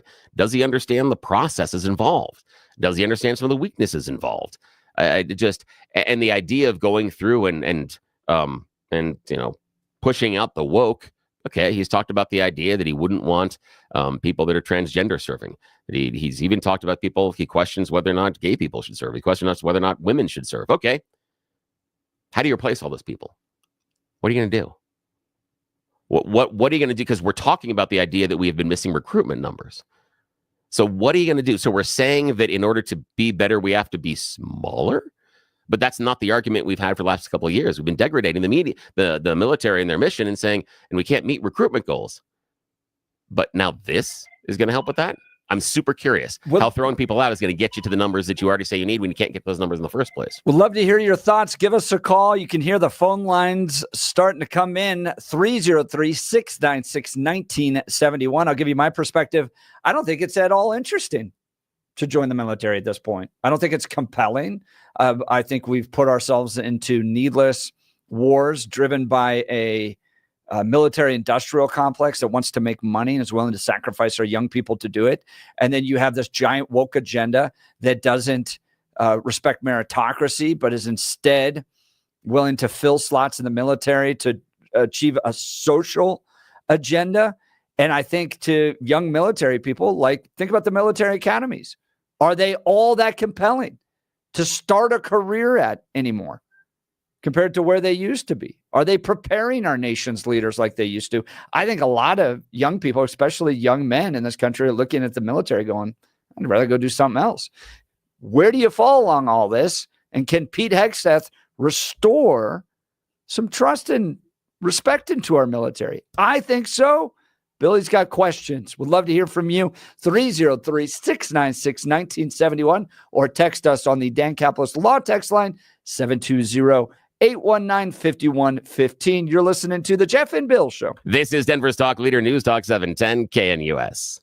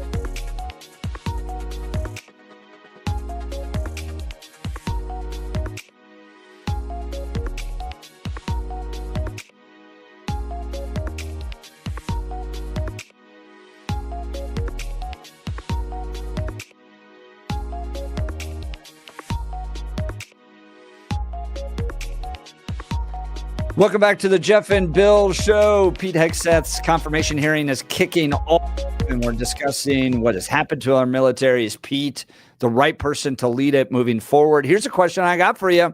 Who would you follow into battle? Pete Hegseth or Jason Crow? Well, that's not fair. Because Jason Crow is slamming Pete, saying he's not. Oh, I somewhat hate you for that question. That's a devil's choice for me. That is really good, my friend. Bill, that is really good. Bill, you would just sit there and go, I'll just go myself. Yeah. Or just, can someone shoot me in the leg? Just right. Can I shoot myself in the leg so I have to go? Yes. Oh, for me, it's easy. I'd much rather follow Pete Hegseth than Jason Crow into battle, because Jason Crow's going to be running with a pen. I got my pen here. And a martini glass. Let's go to the phone lines. Mary, Wyoming. Good morning, Mary. You're on the Jeff and Bill Show. Morning. Hey, good morning, gentlemen. I believe that a lot of the MAGA people, and I want to clear this because I now say I'm a MAGA person. I didn't before because I was an independent for the longest time. I came out Republican with Tancredo when we were going through that stuff, and he had to do the Republican. I then continued with it when Trump came out because of his position. It wasn't about the man. I keep saying that. I'm not a MAGA person because of Trump. I am because of his policies. So that said, I believe there are people, the MAGA people did not have their children, their sons and their daughters go into the military under Biden, under that woke, etc. They weren't for it. That was why recruitment was down. And Mary, and I do believe that now that Trump is in there is why you're starting to see the numbers come up. And Mary, it's important to remember too, it's just a few years ago that you had the vaccine battle taking place within the military as well. And if you weren't willing to get the COVID-19 vaccine, then you lost your job. And so people are looking at that. Conservatives are looking at that under Biden's leadership going, I don't know. I'm not sure I want to join this institution. Yeah, although for me, that's a weird choice because you give up your self-determination rights when you join the military. And now they were like, well, I don't want them to make that choice for me. Do you understand the organization you're joining? Maybe if you're upset about the organization you're joining, making that choice for you, maybe you shouldn't join that organization under any administration. That's my opinion. And I just disagree with you, Bill. I do believe that what Jeff is saying is true. That was majority of us weren't about supporting the vaccine, and the choice was we didn't want it, and even those in the military didn't want it. And Mary, I disagree with the idea that those in the military with a broad brush, because it was a small pocket of people that refused it and didn't. But again, when you join the military, there were so many. But Mary, I know a lot of them that they stayed, but they were not happy, and they didn't want that vaccine. I know, but that's part of when you raise your hand and take the oath. You forfeit your right to self-determination. Bitching and moan about it afterwards. Sorry. You raise your hand. One of the reasons I'm not wired to go into the military, I wouldn't last because I have a serious authority problem. Serious authority problem. I wonder too, Mary, and we're right up against the break here real quick. How many people have you known go into the military and then come out and go, wasn't that great of an institution? Majority of the ones that I know were proud to serve. I think they were proud to serve their country, but I watched a lot of people come out of that go, especially minorities. There, and then will speak on that regard. There were a lot of minorities that are not but it was Jeff and Bill Show. We're out, Mari. Sorry.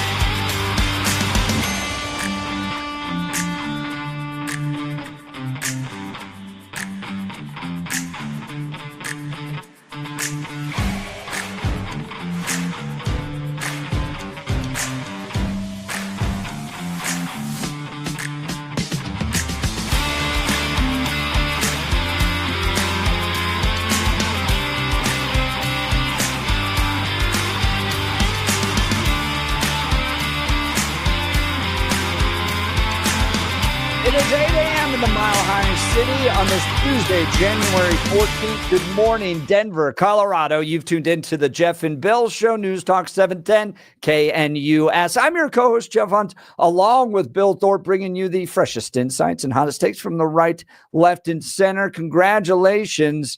You're into work in the greatest country in history. We got an entire hour planned for you of engaging conversations, critical analysis, but most importantly, phones, and text messages. We want to hear from you because unlike all those other shows out there, you're just listening to a monologue. We are having the conversations that matter most to you on this show. So grab a cup of coffee, Denver, and let's dive into those right here, right now. But first, news and comment with Blake Olson. Good morning, Blake. Hey, good morning, Jeff and Billy. It's 21 and clear in Denver, expecting a high of 41 today. Our top story, the Senate will start confirmation hearings today. Lawmakers will look at former Fox News host and veteran Pete Hegseth for defense secretary. And you have to reestablish that trust by putting in no-nonsense warfighters in those positions who aren't going to cater to the socially correct garbage. Messy NBC's Rachel Maddow and forever really doesn't like one of DJT's picks in particular. And this one is for the Trump nominee, who I think is probably the least confirmable of any of them. This is the Trump nominee who I would argue might even be less confirmable than Matt Gaetz would have been if they had left him as the nominee for Attorney General. I'm speaking, of course, of Trump's choice for Director of National Intelligence, Tulsi Gabbard. This is the choice. When this nomination was announced, Russian state TV reacted to this announcement like it was the Kremlin's biggest international victory since they launched Sputnik. So here's the deal. I know Tulsi. She came to the summit multiple, spent all weekend with us. This idea that she's a Russian agent, it's just crazy. It is crazy. She's awesome. She's going to be great. She is well qualified and she has proven it. And I trust her. Do you trust her? Oh, 100%. And here's a question for you. You have Tulsi Gabbard and Pete Hegseth, or Tulsi Gabbard and Pete Hegseth are your commanders in a battle, or Jason Crow. Who are you going to follow? Please there's no doubt those two will lead this country and we will be strong again, credible, and people will care. We'll be more patriotic. And it's going to change the overall image of the military, which is huge. And I heard you and Billy talking a little about that. So I think that is big. So I'm looking forward to it. I mean, I think she's awesome. The inauguration is 6 days away in D.C. Jeff will be there. Rory O'Neill of NBC on with the fellas last hour as everyone is getting ready. Yeah, there are a lot of different policies and procedures being implemented now under the umbrella of the Secret Service, which is always put in charge of these national special security events. So they'll bring in the Park Police because they do all the monuments. They'll bring in the Coast Guard because they'll patrol the Potomac River. And of course, the DC Police, the Capitol Police, National Guard troops, and visiting law enforcement from across the country. It's an awful lot to coordinate, probably the most robust police response in history. Elijah Cottle has been arrested for the series of stabbings on the 16th Street Mall over the weekend. Officials believe the 24-year-old Cottle carried out 4 stabbings. 3 were on Saturday, 1 was on Sunday. Only 2 of the victims survived. Cottle has been arrested more than a dozen times since 2018 and was reportedly on probation at the time of the attacks. He's been held without bond for suspicion of first-degree murder. ATF investigators are now on the ground in Southern California to help determine the cause of the deadly Palisades fire. NBC's Robert Kovacic reports that investigators have been focusing on the Skull Rock trailhead along the Temescal Ridge Trail. It is here in Pacific Palisades where it is believed the fire started nearly a week ago.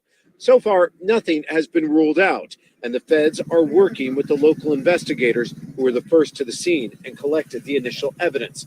The cause of the fire has not been determined, but a federal official says all of the California fires are being investigated for potential arson. Homeless meth heads. Right? I'm telling you. They not only have to eat and cook, but they have to cook their drugs, and they love fire, don't they, Jeff? Yeah, I know there's possibility that one of these could have been started by a previous fire that existed. Washington Post did a big expose on this, but I feel like if you can track every website every human being ever visits, then can we figure out who lit these fires or how they started? Or Yes. I mean, I'm going back to those days of Will Smith in the movie Enemy of the State. But I feel like we don't have a million satellites all staring at us every day. We can't figure out how these things started. I think I hear that 40% of fires started in LA, homeless people. That wouldn't. I haven't heard that stat. Encampments. I want to say 40%, but I'll check that. The Palisades fire, which has scorched more than 23,000 acres, is 14% contained. The Mexican cartels have found a new way to smuggle drugs and people across the border. Federal agents in Texas have found a sophisticated tunnel that connected with sewer system. They connected with a sewer system in El Paso. These criminal organizations, they have unlimited budgets. So to see this level of sophistication in this tunnel doesn't surprise me. It just goes to show kind of the level of tentacles that these organizations have grown into. This one was 6 feet tall and had both working lights and a ventilation system. Why doesn't that surprise me? A judge is approving the city of Aurora's request to shut down an apartment complex tied to the violent gang activity. Of course, yes, Tren de Aragua, and an emergency order for the Edge of Lowry complex was signed by the judge last week. Officials want to shut down the complex because of, yes, as we've talked about on this station for months and months and months, criminal activity connected to the Venezuelan gang, including the kidnapping and torture of 2 people last month. NBC White House correspondent John Decker on with the guys this morning. An Israeli-Hamas peace hostage deal. Well, don't get your hopes up, but it is encouraging right now. A deal in which hostages would be released in 2 stages. The first stage would happen this week, up to 36 hostages. And remember, there are Americans that are also being held hostage by the terrorist group Hamas. They've been held hostage since October the 7th of 2023. We'll pray for that one. Deion Sanders talking with the Cowboys about their head coaching vacancy. Owner Jerry Jones reached out to Sanders and discussed the job. Deion told ESPN he's intrigued but loves Boulder and everything associated with the team and community. I say it's a 50-50 chance. We shall see. 20 in Littleton. Hey, real quick. Blake, we didn't get a chance to talk about this yesterday. I apologize, but Bill McCartney dying over the weekend. Did you have any personal connection with him? I did. I mean, I've interviewed him a few times, know his family, great people, know his son, just an awesome guy himself, head coach at Fairview High School. My best friend, Coach Mack, was his coach. Had great stories about him, including one on Boulder Creek where his mom actually ran into Coach Mack just one day. They were walking and had a great, unbelievable conversation with him. She was the salt of the world. She's in heaven now, just a great lady. And she loved the Lord, and so did Coach Mack. And they talked about God. And, I mean, there are stories upon stories about that. And I'll never forget, I was in Dallas working when he decided to retire. And I remember all the sports people, he's not retiring. He's going to Michigan and he's going to UCLA. No, he was all about God. He was all about the Lord. And he gave up football to give his life to God. And yeah, we're going to miss him. Everyone. So he was also big with Promise Keepers. I don't know if he founded it or was president, but maybe he did. But yes, he did. There was I listened to one that has stuck with me for my entire life. It was a presentation at Promise Keepers, and what they had done was they had put on the stage bear traps, live bear traps all over the stage. Okay. And then they had a 15-year-old boy. This still gets me to this day. Yeah. I had a 15-year-old boy, and they told him to walk through it blindfolded. Oh, man. And just before he starts, his dad steps up, and his dad says, "I'm going to help you." And the image being the dad guiding the son through all the bear traps, right? Like that's your role as a father. Is your son is going to face all of these things that are there to destroy him. And as a Christian man, your role as a father is to guide your son around that, because he's not going to be able to see them as well as you. And I remember, and you think about the ministry, the work, the impact of Promise Keepers. Whew, Incredible. what a legacy. He left his mark. There is no question about that. So prayers and thoughts out to the family. I'm glad you brought that out and brought that up. He impacted so many people. We need more Coach Max out there, no doubt. 20 in Littleton, 18 in Wheat Ridge, 21 in Denver. It is Tuesday. Jeff and Billy continue. Hi, I'm Admiral Rachel Levine, and we're here talking about Blake Olson, News Talk 710. I did that for you. News Talk 710 KNUS. Cool but quiet weather for Denver in the Front Range. We'll be upper 30s to near 40 to 18s tonight. We're going to have 3 days where temperatures will be relatively mild and conditions are going to be fair. Getting into the 40s Wednesday, 40s to low 50s Thursday, and 40s Friday. However, it is going to be turning sharply colder this weekend as an Arctic front comes in. Late Friday night, but especially during the day Saturday, falling temperatures, and Saturday a chance of snow. I'm meteorologist Don Day in the 710 KNUS Weather Center.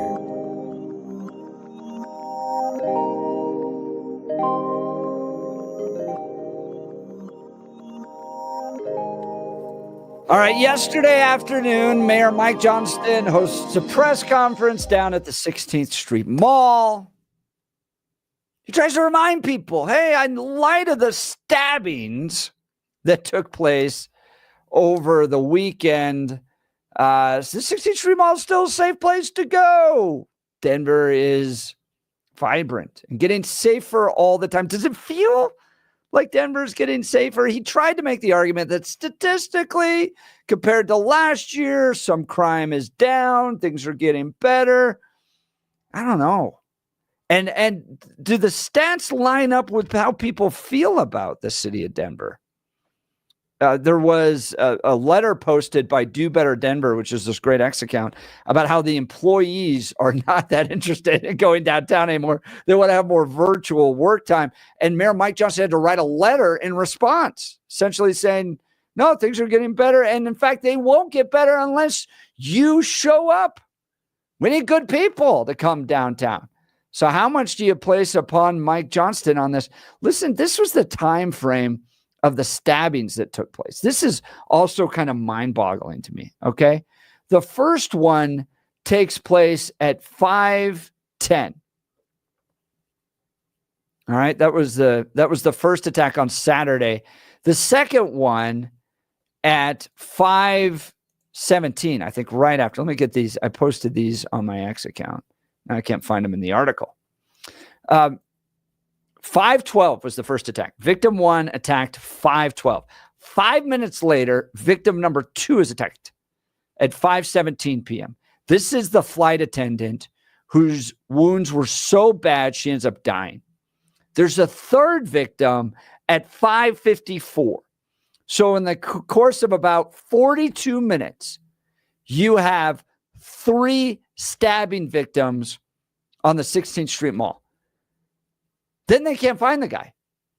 And Saturday night, the Denver Police Department put out all of these these video images and pictures to try to find the guy. And then it's not till 8:06 the next day, PM.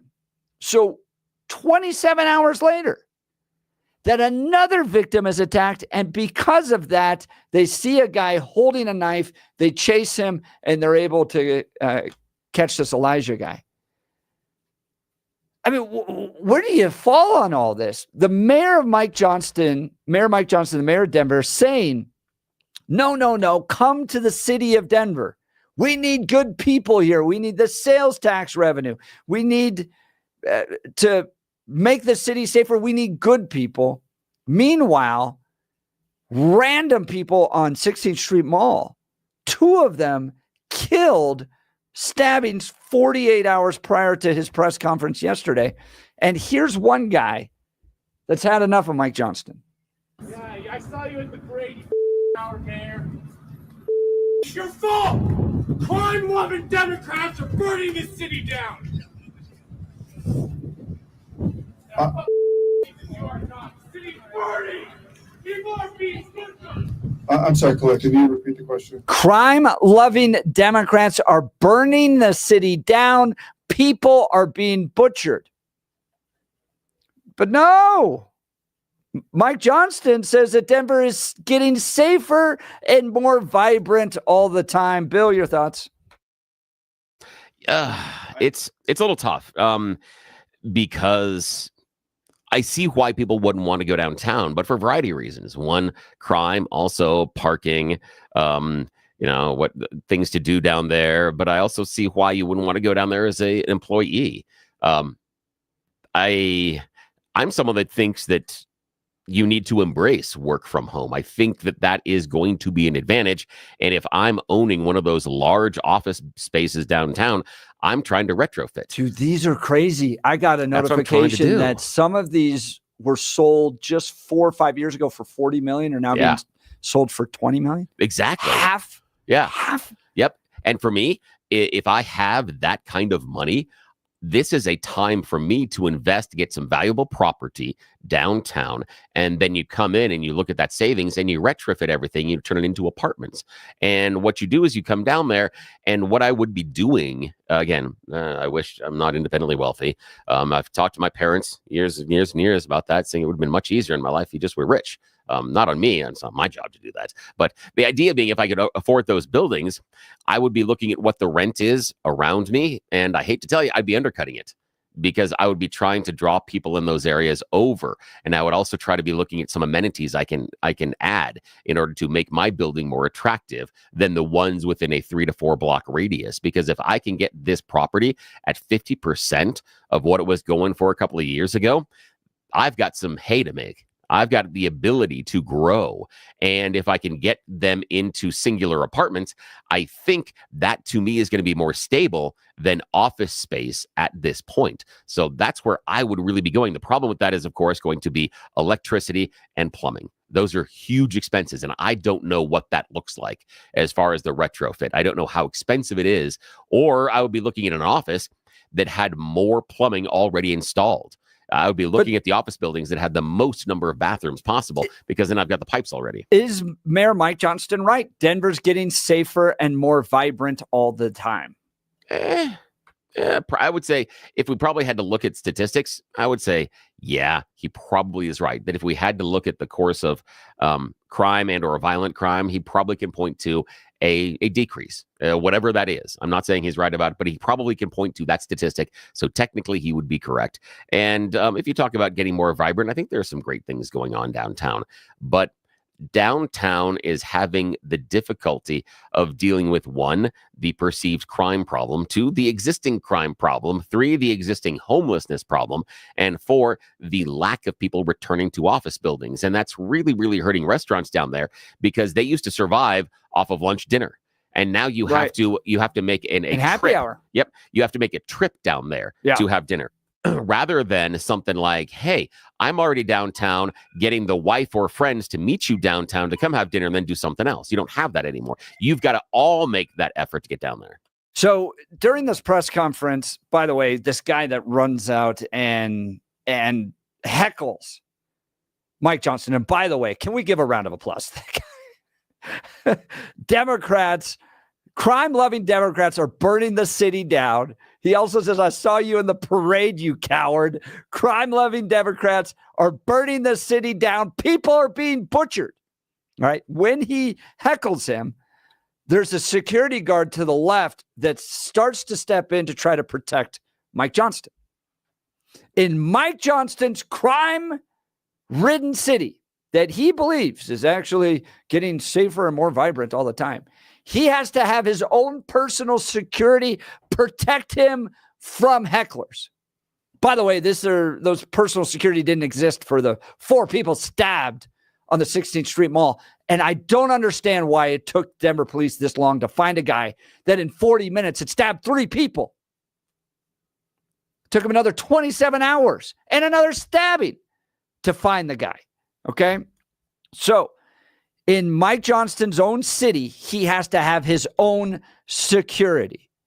The press conference that should have happened, because we have seen it, Bill, ourselves, should have been very similar to the one that George Brockler gave. This is what I think the people of Colorado are desperate for, is the leadership of someone like George Brockler, who's just going to say, not on my watch. You cannot come in to my town and commit crimes. I am here to protect innocent civilians, and we are going to restore order and peace. And George even gets up and says, if you want to commit crime, I drew you a map of how you can drive around our community, because we're not going to tolerate it. Going down there and hosting this press conference where 24 hours prior to this, people are being stabbed on the 16th Street Mall, and saying that somehow Denver is getting more vibrant and safer all the time, I think was wildly tone deaf. And I think Mike Johnston has to be replaced as soon as possible. Let's go to the phone lines. Francis Golden. Good morning, Francis. You're on the Jeff and Bill Show. Good morning. Hey, you guys. Hey, I worked downtown for a number of years, and, right downtown, like off 17th and things. And what I saw happen is that I think under the Hancock administration, things really got worse. I mean, markedly worse for a period of time. And then you couple in the 16th Street Mall redo, which is inexplicably it's like building the pyramids or something. It's ridiculous. But all of these things together have really worked to make downtown to make it less safe, significantly less safe. I do think, and I think it's way too early to tell, way too early to call, what the score is on Johnston. I think things have improved slightly. I mean, but it's kind of where do you go from down? I mean, it was not really, I didn't feel comfortable being downtown, certainly not after dark. No, Francis, I'm a relatively agile guy. To your point, Francis, I used to host a really big event downtown. 2,000 people would come. All these vendors, wealthy donors, average people. It was all part of the Western Conservative Summit that we used to host down there. And when I took it over in 16, and the years prior to that, I worked starting in 13. So 13, 14, 15, and then 16, I took it over. During those years, people used to go to our events and then go out all night to the 16th Street Mall, go to restaurants, go to bars. Organizations would host other events there. And the last one I hosted down at the convention center was 2022. And people told me if I ever hosted it in downtown Denver again, they would never come.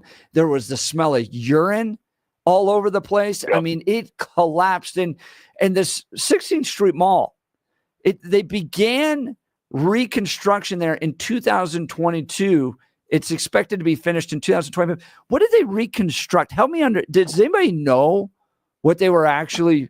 It's a mall. It's like they weren't redoing the buildings. It's a pedestrian mall. Right? Wasn't it sidewalks and roads? What were they doing? You hit a very good point. And because I was down there fairly recently, and I was trying to figure out, like, what are they, other than kind of like refacing things, what did they, like, logistically reconstruct? I couldn't figure that out either. And it was so it's been so arduous and long, and it really, I mean, all those businesses down there, they really, really, really suffer. Because they just have no. I mean, Francis, this is what Google AI is saying. They demolished and rebuilt the road. They put storm and sewage work. A new transit way was added. New curbs were added and shuttle stops. I'm sorry. I just don't understand what it took 3 years to do all that.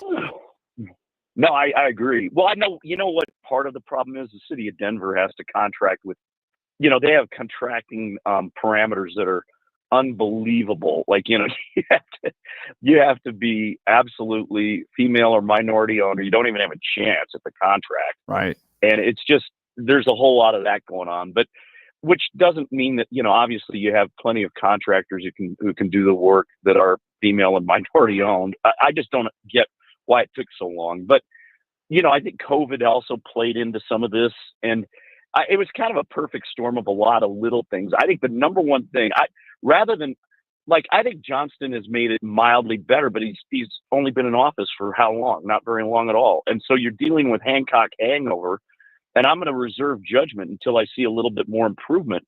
But my thing is that let's be honest and look where we have to get it working and fixed. And right now, the best thing that you can have for downtown is to get the GD 16th Street Mall done. I'm sick to death of having it kind of bisect everything with a bunch of junk. Francis, would you take your spouse and kids and walk around 16th Street Mall at 8:00 at night? Let's put it this way: I would avoid it. I don't think I would too. I wouldn't say that I'm going to necessarily not do that. I think I would be more. I'd be a hell of a lot more cautious. Let's put it that way. Now, I think it wasn't always that way for sure. Right. I mean, God, it wasn't very long ago you'd see that people walking around with families down there, and it under Hancock it just deteriorated to the. It was terrible. I mean, like I said, I was nervous walking around, and I can handle myself fine. You have to have your head on a swivel. I don't think that's very fun. I mean, you do it. To your point on that, the police chief telling people to be vigilant and not travel alone downtown. Oh my goodness. All right, Francis, great call. Yeah, thanks for the call. call. Appreciate it. Well, while we may disagree about whether or not Denver is getting safer or not, there's one thing we do agree on, that is if you got health concerns, Balanced Well Space is the place to be. Yeah, it is. I mean, living your day in daily pain sucks. I mean, I get it, because that's how I was living my life. Every day it was just a matter of how much I was going to hurt, not if it was going to hurt. I'd started level 4. Some days it was even worse. You know what I'm talking about. Those days when you get out and you got to do the extra work. Maybe it's the shoveling the snow. Maybe it's a yard work. Maybe it's something in the garage, the basement. Then it's going to hurt even worse the next day. That's what I was living with. I had those moments where I would wake up sometimes and you'd have that slow shuffle for about 20 minutes until whatever it was that hurt warmed up. That sucks, doesn't it? Now, I want you to talk to my friends that have taken away all of that pain out of my life, and I know they can do the same for you. Balance Well Space. Check them out at balancewellspace.com. They're new to Denver, brand new offices right across from Hangar 2 in Lowry, plenty of parking, and a wonderful medical team, and here's how they can make the difference in your life. Integrative medicine. It means you get a whole bunch of different treatments all under one roof, and they're all working together to make sure that you feel better. Chiropractic care, trigger point injections, neuropathic care, physical rehabilitation, regenerative care, wave therapy, and some amazing cutting edge Star Trek level stuff with blinky lights. And it's amazing. The cool thing is it's all non-invasive. They're not cutting you open. They're not taking anything out, and they're not putting anything back in. And what that means is you don't have that long, painful recovery post-surgery. You have a joint replaced. You get some, like my back, I had some disc cleaned out a number of years ago. That is a long, painful recovery. Balance Well Space took away all of my sciatica and it strengthened my lower back through their amazing treatments. Traction, regenerative care, wave therapy, all working together to make sure I have felt the best that I have in decades. All you got to do to talk to the team, Dr. Julie, Dr. Jess, is reach out to them at balancewellspace.com. Balancewellspace.com, balancewellspace.com. They'll do a personal pain evaluation for you, take a look at what hurts, and also ask you what are those things you're not doing anymore that you really want to, that you miss. That's the goal. You set those goals, they go to work. The best thing is every couple of weeks, they reevaluate your care. They come back, they test you again, and they ask you about the pain, and they also tweak what's going on. They change and evaluate your care based on where you are. I know you've got a medical team that's probably working on those pain, those things that are hurting you. Do they ever get together and talk about you? Do they send notes back and forth, text messages? Is there an email chain where they're discussing your care? No. Because those offices are siloed. They're focused on doing the one thing for you, but they're not worried about what the other office is also doing at the same time. So all of that treatment isn't working together like it can at Balance Wellspace. That's a difference maker. Also means you're going to get to the finish line a heck of a lot quicker than you are right now. It's a new year. Make sure that by the time we hit spring, you're doing those things you haven't done in years, just like I'm going to be able to do. Check him out today, balancewellspace.com. Balancewellspace.com. As we're talking, I'm regenerating the meniscus in my left knee. My left knee feels solid. Now it makes me feel like my right knee is the bum one. They used to be my strong one. That's the difference they can make. But you've got to make the choice to reach out to them and give them the opportunity to change your life. Balancewellspace.com, balancewellspace.com. When you do, tell me you heard about him here on the Jeff and Bill Show because it helps us out as well. And I know they can help you. That's great to hear, Bill. Unfortunately, I got some bad news. Uh-oh. What is it? Denver City Council last night approved the expansion of needle exchange sites, removing restrictions that they be 1,000 feet from any school or daycares. Wait, what? Yep. Why would... The ordinance, right now, there's only 3 needle exchanges sites that have been permitted to operate in the city under the 1997 law. All it needs is the mayor's stamp of approval, and this new policy, an unlimited number, would be allowed in areas zoned for medical offices, and the ordinance also removes a 1,000-foot buffer between the sites and any schools or daycare. Oh, boy. That's not good. That's, again, if the needle exchange was so relevant to the drug using community, they would go and find it. Yeah, because you know what they do go and find? The drugs. they go through so many things to go and find the drugs. They meet a dude they've never talked to before. They end up in a parking lot exchanging money in a car with people they've never met. Yet they can't figure out where to go get the clean needles. Maybe, just maybe, that isn't what's most important to them. Maybe you're asking them to make a choice they're not going to make. It's insane to me. I would love to hear from you. Join the phone call conversation 303-696-1971 or text us on the Dan Caplis Law text line 720-819-5115. You're listening to the Jeff and Bill Show. This is Denver's talk leader, News Talk 710 KNUS.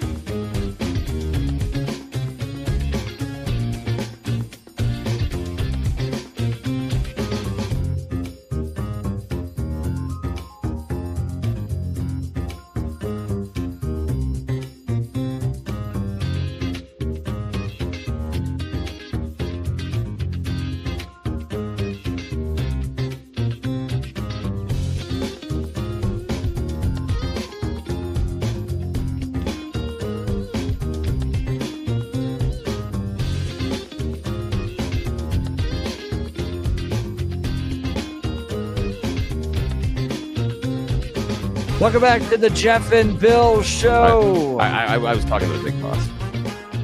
We got the regional guys in from Dallas today, so I was trying to keep us on the air because I'm the problem because they love you. I'm always the questionable one, so I was doing PR. So why are you here again? Yes, I was just reminding him. Yes, so I'm doing the PR this morning. Yeah. So we're watching the Pete Hegseth nomination committee hearing that's taking place right now. Senators are questioning him, as well as all the breaking news that's taking place here in Colorado. Denver Post yesterday deciding that the best thing for Denver right now are more needle exchange sites. Jeez, that's weird. That's really weird. I don't understand. I don't get it. I don't either. I don't how. Can someone please call and explain to me, when you look at all the problems that the city's facing with all the challenges that we have? I mean, this construction taking place on 16th Street Mall, I can't even tell you what it's doing down there. Apparently, it's redoing the sidewalks and curbs. That's taking 3 years to do. Stabbings, 4 people stabbed, 2 people dead over the weekend. I think it's starting to boil over. This was a guy yesterday during the Mike Johnston press conference on the 16th Street Mall. Yeah, I saw you at the parade, you hour mayor. It's your fault! Crime-loving Democrats are burning this city down. You are not. The city's burning. People are being victims. I'm sorry, Colette, can you repeat the question? If you couldn't hear it, he says, I saw you at the parade, you coward. Crime-loving Democrats are burning the city down. People are being butchered. Bill, if the businesses aren't going to come back, like let's just say that virtual is now the thing. So, Donald Trump and Elon Musk want to get virtual eliminated in the federal government. But let's say it doesn't come back. In office for the city of Denver, a lot of those buildings used to be oil and gas. Yeah. What's the future? How does it change? For me, it's housing. That becomes the housing. And some of the businesses downtown are also going to have to change based on that demographic, because it's going to be harder to have lunch places, and you're going to have to do dinner into late night, or you're going to have to do something that's a breakfast brunch type of a thing. It's going to be harder for restaurants. It's retail. You've got opportunities down there as well for retail. Entertainment opportunities. But the thing for me is I would be focusing as hard as I can, given the housing issues. That's density. And also, if you're looking at some remote workers, then travel is not a problem. But if you give them a cheaper place to live, which could be downtown, then that's where they would go. And also, if they are someone that is newer in their career, if you do have restaurants and other entertainment venues down there, also that's jobs. And the job is within walking distance in many situations. So that's where I would be going, is I would try to start and look at recruiting. There's a reason why. And this is where I lived. And then I go back to over on Sherman Street, Poets Row. There's part of a reason why that has maintained itself so well over the course of decades, because it's relatively affordable at the time. And there's studio apartments, 1 bedrooms, 2 bedrooms, all up and down there. But it's all within walking distance, or at least biking distance, to the people that live downtown. And that's what you found. You found people that lived and worked downtown would then go there, because anybody that has lived on Poets Row, you cannot find parking. Parking's impossible. Owning a car is a form of personal punishment. So that's part of it. You've got places like, Governor's Park. You've got, and then on the other side of downtown, My Brother's Bar. You've got some great places that have been there for a long time. And that's where I would be going. It should be turned into housing. I don't think the office space is coming back. And it's for me, it's the TV example. We've talked about it. The reason why, and I know everyone's all, well, it's better if we're in the office, etc. I understand your feelings on that one. But the problem is, and I'm going to give you a TV example. On TV right now, we've gone from the fact that you had to tune into that TV show the one time a week that it aired. And if you didn't, you might be able to catch it on reruns over the course of the summer. If not, you didn't see it at all. And then we went from that to being able to record them on VCR. Then we went to a digital recording with TiVo and DVRs. Now we've gone to streaming on demand, where my family and I are choosing the time in which we want to watch the next episode of Squid Game, because Netflix has made it available whenever. You can decide, is it 1 o'clock in the afternoon or 1 o'clock in the morning? Your choice. And you can pause and come back to it. And so the problem being, if Netflix came to us and said, you know what, we're going back to the broadcast model. You can only watch Squid Game. You can only watch Stranger Things on Tuesdays at 7 and 8 o'clock. And then it's going to disappear for a couple of months. And then maybe we'll run them as reruns on that. You've got to have appointment. And we're going to do that. We're going to leverage advertising, because then the advertisers know you're going to be there. And so we're going to maximize our advertising. Nobody would watch. No one would, because you're taking away a convenience that we've already had. And that's the problem with getting people back into the office to work. You're taking away a convenience they've already enjoyed. That's going to be tough. If you want to bring them back in the office, you're going to have to pay them more. And that's how you do it. You say office workers get 16% more pay. That'll change behavior. Can you feel it out there? I can, because George Brockler is now in office as district attorney. And what I think, Bill, is it's going to take that type of leadership in the city of Denver, where you get that no nonsense, no more crime. You come into our community, you're going to pay big time if you harm our people. That's the message that city leadership needs to be sending, and voting on these stupid needle exchange sites, and then even flirting with supervised drug injection sites. Oh my gosh, it's literally like they just put up a giant sign that said, families, stay away from this progressive hellhole called the city of Denver. I want to hear from you. Give us a call. Phone lines are open, 303-696-1971, or text us on the Dan Caplis Law text line, 720-819-5115. You're listening to The Jeff and Bill Show. We are Denver's talk leader, News Talk 710 KNUS.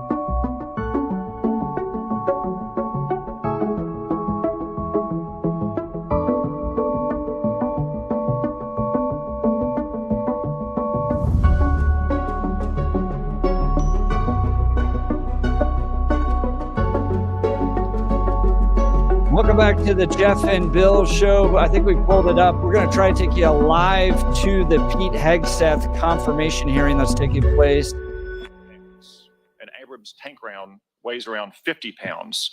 The M240 Bravo machine gun with its tripod weighs almost 50 pounds. The average weight of a full kit, ammo, water, commo, body armor for a soldier is over 100 pounds. Nothing you can do can change any of those things, right? That is physical reality. Go ahead. Yes, Senator. And I would say the requirements to handle those things in a ground combat unit, as far as standards, can look different than those of a medic or a drone pilot. And so it's not that it has to be the same standard throughout. It's standards to maximize efficacy of that particular position. Let me read a quote here from one responding Army to officer. Tom Cotton While it may be on women difficult for serving a in combat roles. 120-pound woman to lift or drag 250 pounds, the Army cannot artificially absolve women of that responsibility. It may still exist on the battlefield. The entire purpose of creating a gender-neutral test was to acknowledge the reality that each job has objective physical standards to which all soldiers should be held, regardless of gender.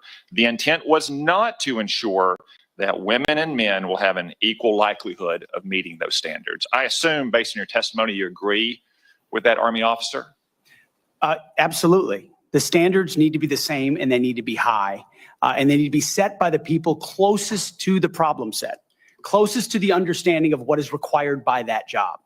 Commanders, commanding officers, and COCOMs and elsewhere who understand the reality of what they face, that's the feedback we should get. That's what should be enshrined and enforced, and no other set of political prerogatives. When I talk about removing politics, ideological or political prerogatives should contribute to those determinations, nothing other than the execution of the mission. Thank you. For the record, that Army officer was Captain Kristen Griest, the Army's first female infantry officer and one of its first female Ranger School graduates. One final point, you said they need to be objective, gender neutral, and high. That's because the demands are, in fact, very high. The current physical fitness test for the Army has a minimum 2-mile run of 22 miles. Run. And I want the reporter to know that I'm putting run in air quotes, because 22 miles at 2 miles is not running. It may be jogging. It's probably walking fast.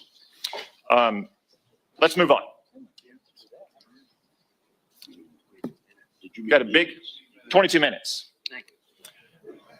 We've got a big audience here. Many of them seem to be patriotic supporters of you, Mr. Hegseth. Some of them seem to be liberal critics of you. I would note that it's only the liberal critics that have disrupted this hearing. As was my custom during the Biden administration, I want to give you a chance to respond to what they said about you. I think the first one accused you of being a Christian Zionist. I'm not really sure why that is a bad thing. I'm a Christian. I'm a Zionist. Zionism is that the Jewish people deserve a homeland in the ancient Holy Land where they've lived since the dawn of history. Do you consider yourself a Christian Zionist? Senator, I'm a Christian, and I robustly support the state of Israel and its existential defense, and the way America comes alongside them is a great ally. Thank you. Because another protester, and I think this one was a member of Code Pink, which, by the way, is a Chinese Communist front group these days, said You're that listening you support to the Israel's Jeff and war Bill Show. We're in providing Gaza. live coverage of I the Pete support Israel's Hegseth existential nominee war in battle Gaza. taking I place in assume, Washington, like D.C. me and We'll President continue. Trump, you Stay support with that war us. as well, don't You're you? listening to the Jeff and Bill Show. This is Denver's talk leader, News Talk 710 KNUS.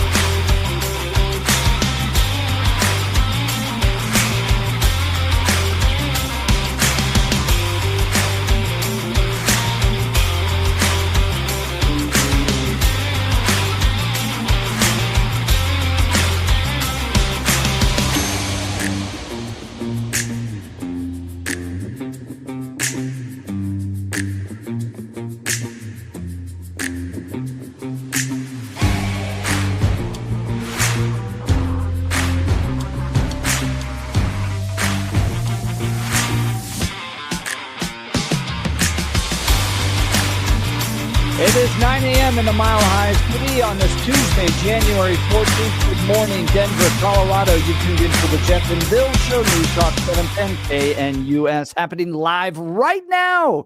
Pete Hegseth's confirmation hearing in the U.S. Senate. We're going to take you there live for a few minutes, and we'll bring in Blake for the news.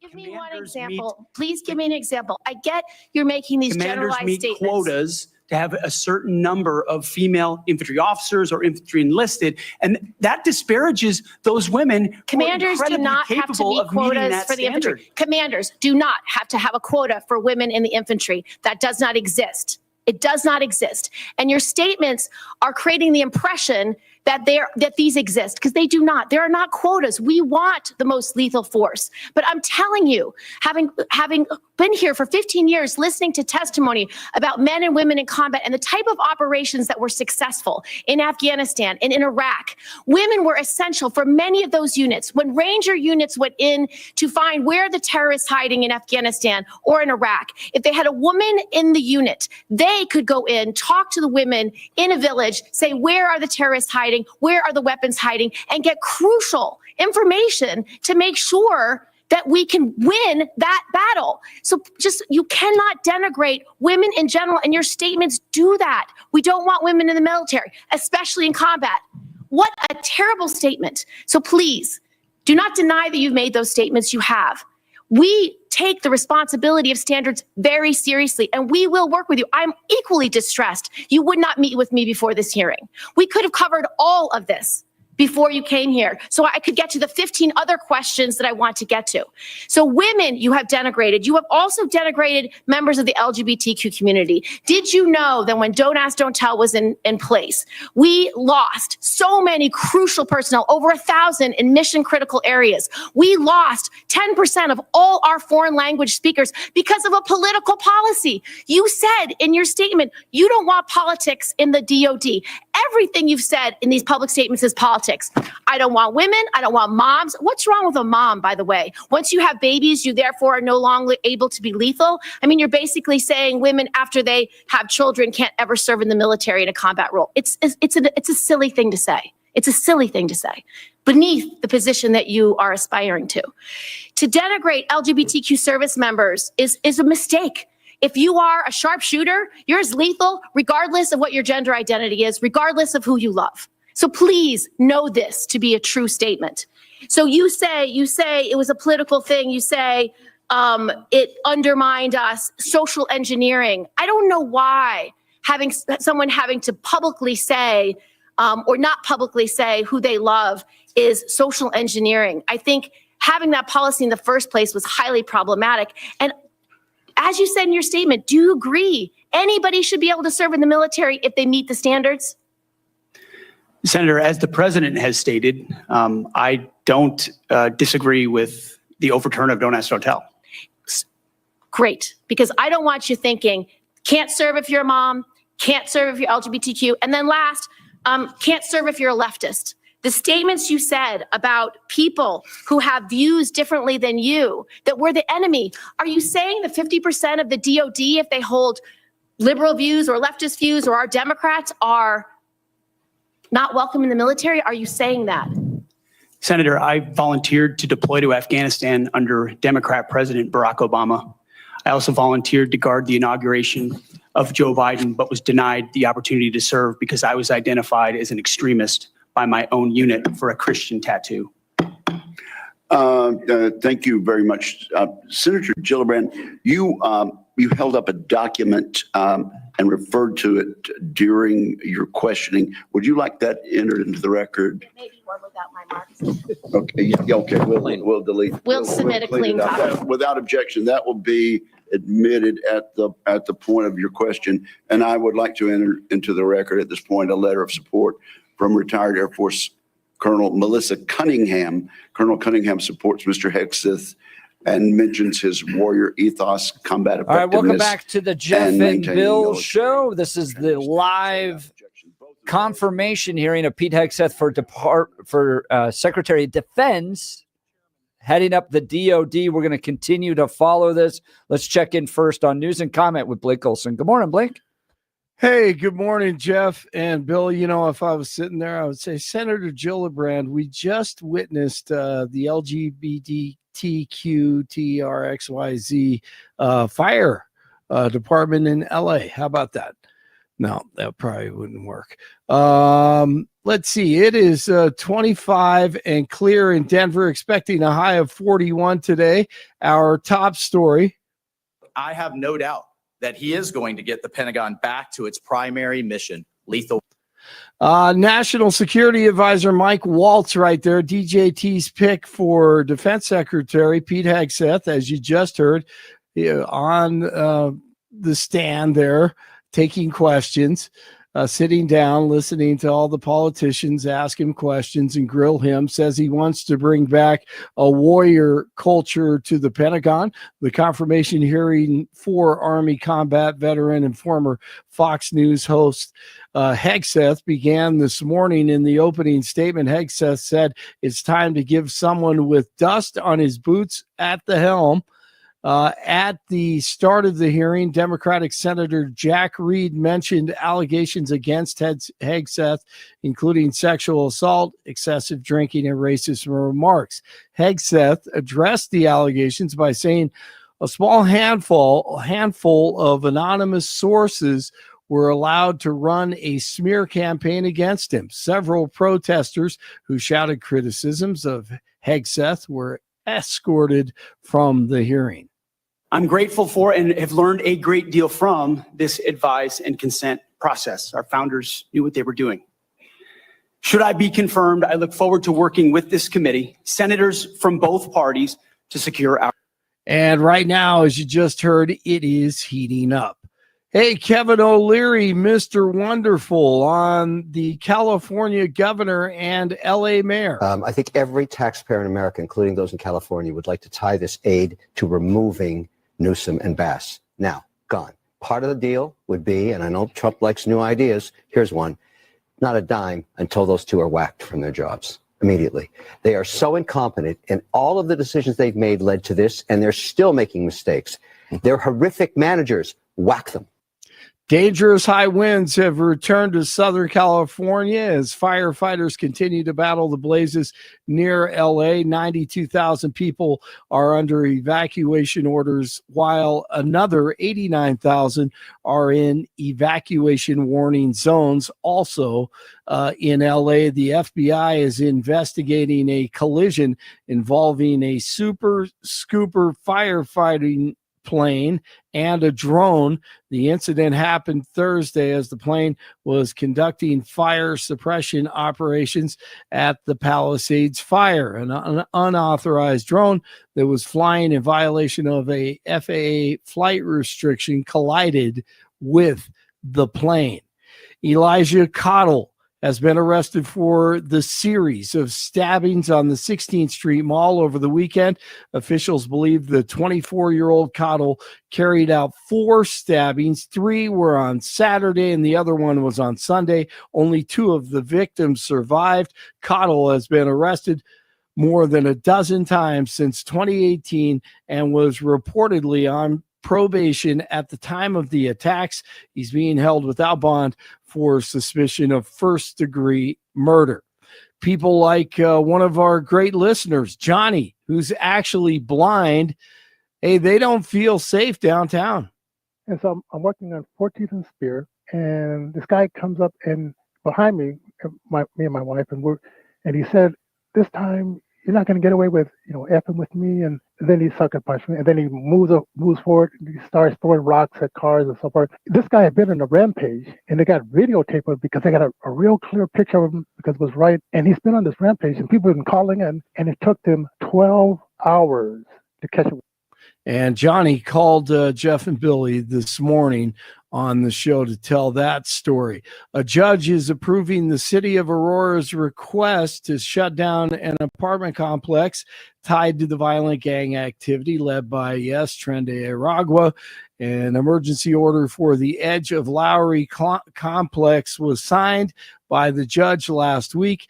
Officials want to shut down the complex because of, once again, criminal activity connected to the gang. The ex-girlfriend of the man who died in the Tesla Cybertruck explosion in Las Vegas on New Year's Day is speaking out. Alicia Errett dated Matthew Livelsberger, a decorated military operations sergeant who served in the U.S. Army as a Green Beret. She tells the Las Vegas Review-Journal his 2019 deployment to Afghanistan absolutely broke him. Once again, more talk about Deion Sanders going to Dallas. Owner Jerry Jones reached out and they talked about the job. Deion told ESPN it's intriguing, but he loves Boulder and everything associated with CU and the Buffaloes and the community. 23 in Englewood, 21 in Golden, 25 in Denver. It's Tuesday. Jeff and Billy continue. But people ask me all the time, why is the media so mamsy-pamsy? And she is gone from the Washington Post. She has resigned. Jennifer Rubin. Blake Olson, News Talk 710 KNUS. Cool but quiet weather for Denver in the Front Range. We'll be upper 30s to near 40 to 18s tonight. We're going to have 3 days where temperatures will be relatively mild and conditions are going to be fair. Getting into the 40s Wednesday, 40s to low 50s Thursday, and 40s Friday. However, it is going to be turning sharply colder this weekend as an Arctic front comes in. Late Friday night, but especially during the day Saturday, falling temperatures and Saturday a chance of snow. I'm meteorologist Don Day in the 710 KNUS Weather Center.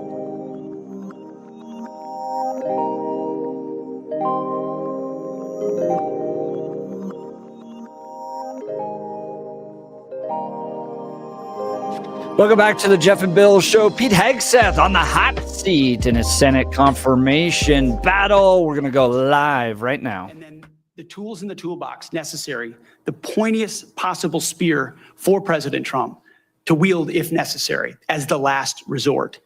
So President Trump at the helm, I think, will go a long way in making sure our enemies know there's a new sheriff in town. Thank you. Thank you, Mr. Chairman. And thank you very much, Senator Blumenthal. Thanks, Mr. Chairman. Thank you for having this hearing. Thank you for being here, Mr. Hegseth. And I want to join in expressing appreciation and respect for your service to our country. And thanks to all the veterans who are here today. And thank you for your service as the ranking member of the Veterans Affairs Committee. I hope we can focus on doing better for our veterans and doing better in management of the Department of Defense. There's always room for improvement.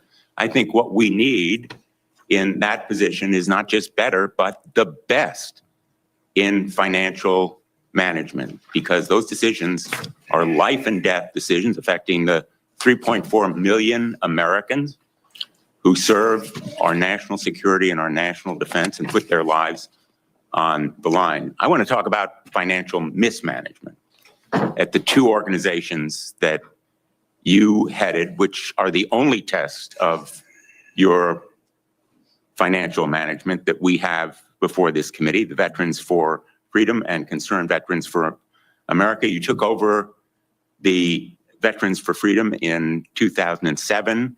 In 2008, you raised $8.7 million, but spent more than $9 million, creating a deficit. By January 2009, you told donors that the organization had less than $1,000 in the bank and debts of $434,000. By 2010, revenue at the Veterans for Freedom had dropped to about $265,000. In the next year, it had dropped further to $22,000. You don't dispute these numbers, do you? Senator, I'm extremely proud of the work me and my fellow vets did at Vets for Freedom. A bunch of young vets with no political experience, a small group working hard every single day. We raised donor funds.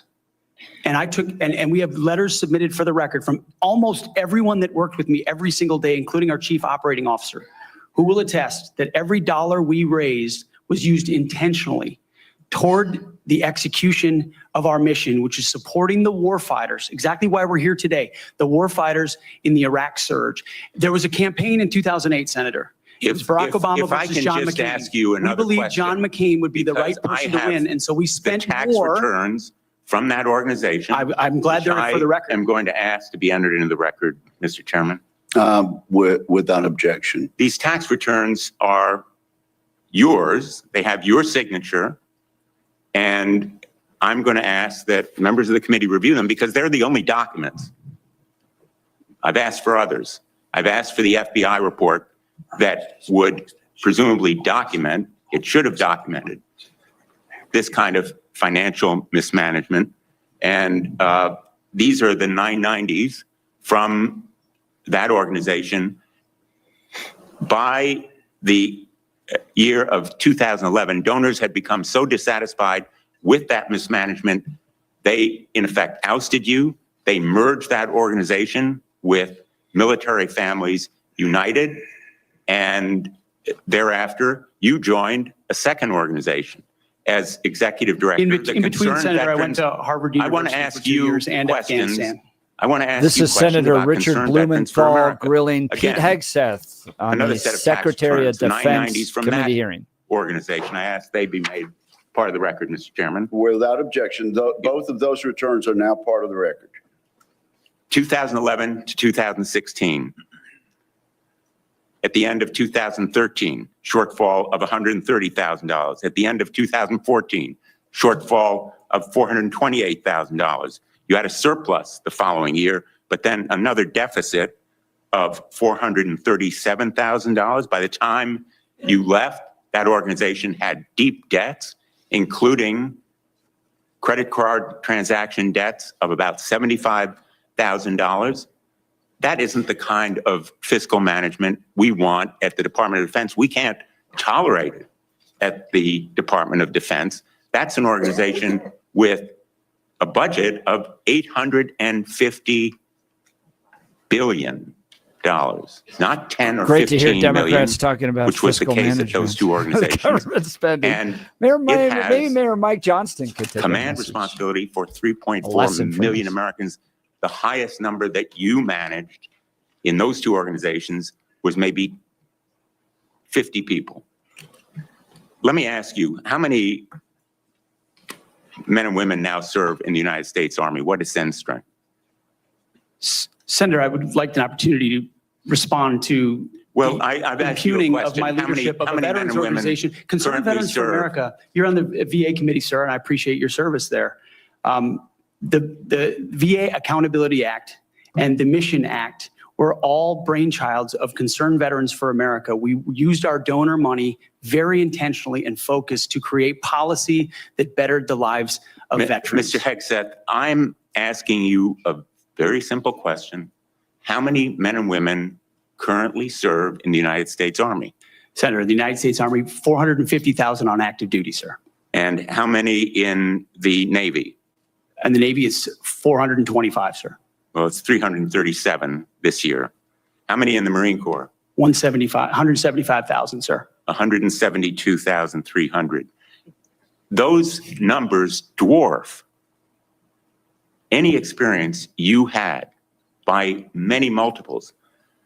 I don't believe that you can tell this committee or the people of America that you are qualified to lead them. I would support you as the spokesperson for the Pentagon.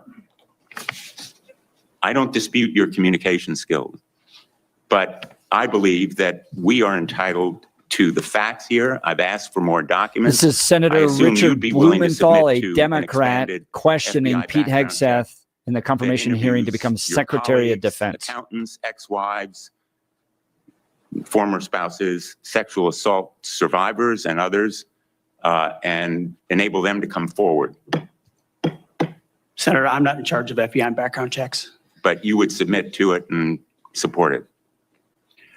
I'm not in charge of FBI background checks. Thank you, Senator Blumenthal. I at this point want to submit a letter from Captain Wade Zirkle, the founder of Vets for Freedom and the person who hired Pete Hegseth to run the organization. Although the 2008 financial crisis dried up fundraising for nonprofits, Captain Zirkle says, and I quote, Pete responded to this crisis with decisive action by reducing staff and renegotiating all debts with creditors until they were fairly resolved, an impressive feat and a testament to Pete's character. Pete departed VFF in 2010 to take on a new role with Concerned Veterans for America. Pete departed on good terms. Without objection, that will be added to the record. Senator Ernst, you are recognized for 7 minutes. Thank you, Mr. Chair. And I ask unanimous consent to enter into the record a letter submitted by Mr. Mark Lucas, who is a fellow Iowan and Iowa Army National Guard member. Mr. Lucas and I served together in the Iowa Army National Guard. He succeeded Pete Hegseth as Executive Director of Concerned Veterans for America.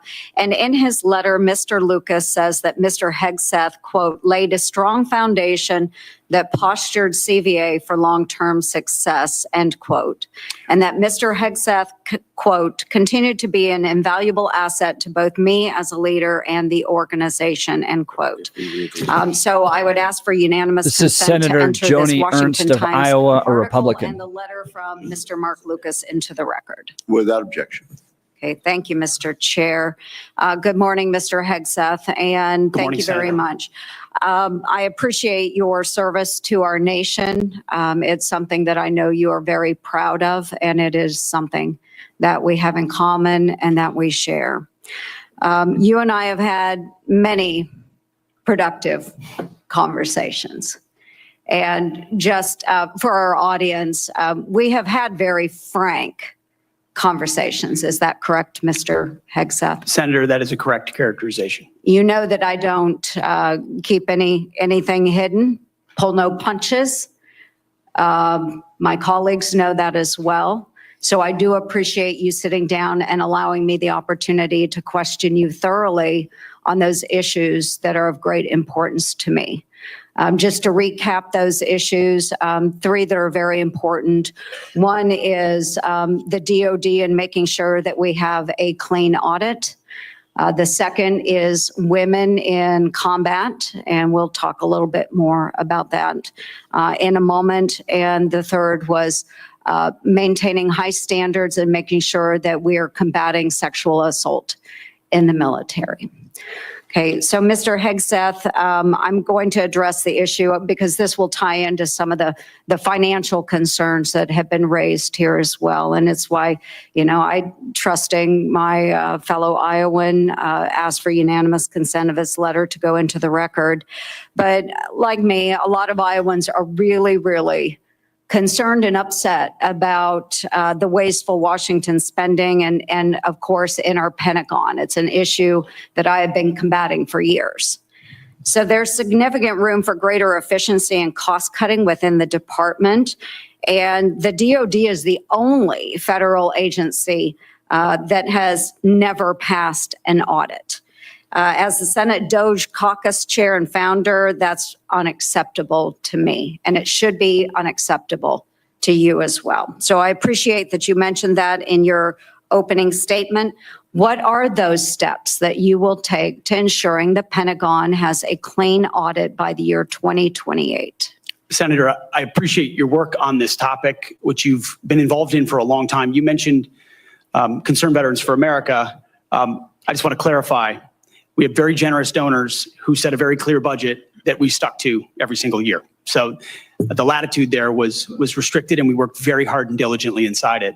You've also been a leader on the Pentagon audit for a very long time. I think when we met, Senator, I said 2014 was the first year. Mm-hmm. We discovered a 2013 op-ed I wrote about the need for a Pentagon audit because an audit is an issue of national security and frankly, respect to American taxpayers who give $850 billion over to the Defense Department and expect that we know where that money goes. And if that money is going somewhere that doesn't add to tooth and instead goes to fat or tail, we need to know that. Or if it's wasted, we need to know that. So I think previous secretaries of defense, with all due respect, haven't necessarily emphasized the strategic prerogative of an audit. And myself, my deputy SecDef, and others already know that a Pentagon audit will be the comptroller, others central This to is ensuring Pete we Hegseth find those dollars in that his can be used nomination elsewhere, committee hearing for legally Secretary of under the law. Defense, responding to questions from Senator Joni Ernst of Iowa. Thank you. Okay, moving on to women in combat. And I had the privilege of serving in uniform for over 23 years between our Army Reserves and our Iowa Army National Guard. Did serve in Kuwait and missions in Iraq. And so it is incredibly important that I stress, and I hope that if confirmed, you continue to stress that every man and woman has opportunity to serve their country in uniform and do so at any level as long as they are meeting the standards that are set forward. And we talked about that in my office. I do believe in high standards. Now, I was denied the opportunity to serve in any combat role because I have a lot of gray hair. And the policy has changed since then, okay? So I've been around for quite a while. But for the young women that are out there now and can meet those standards, and again, I'll emphasize they should be very, very high standards. They must physically be able to achieve those standards so that they can complete their mission. But I want to know, again, let's make it very clear for everyone here today. As Secretary of Defense, will you support women continuing to have the opportunity to serve in combat roles? Senator, first of all, thank you for your service, as we discussed extensively as well. It's my privilege. And my answer is yes, exactly the way that you caveated it. Yes, women will have access to ground combat roles, given the standards remain high, and we'll have a review to ensure the standards have not been eroded in any one of these cases. That'll be part of one of the first things we do at the Pentagon, is reviewing that in a gender neutral way, the standards, ensuring readiness and meritocracy is front and center. But absolutely, it would be the privilege of a lifetime to, if confirmed, to be the Secretary of Defense for all men and women in uniform who fight so heroic. They have so many other options. They decide to put their right hand up for our country. And it would be an honor to have a chance to lead them. Thank you. And all right, we're hearing from Pete Hegseth. We'll continue this. I do want to talk to you real quickly about my friend Dan Caplis and Dan Caplis Law. Dan suggests you should choose a lawyer who shares your values, because who you choose to represent you in an injury case says a lot about you to everyone involved in the case. Dan Caplis, he's the son of a police officer and a former seminarian who's dedicated the last 40 years of his life to helping people who are hurt in serious motor vehicle crashes.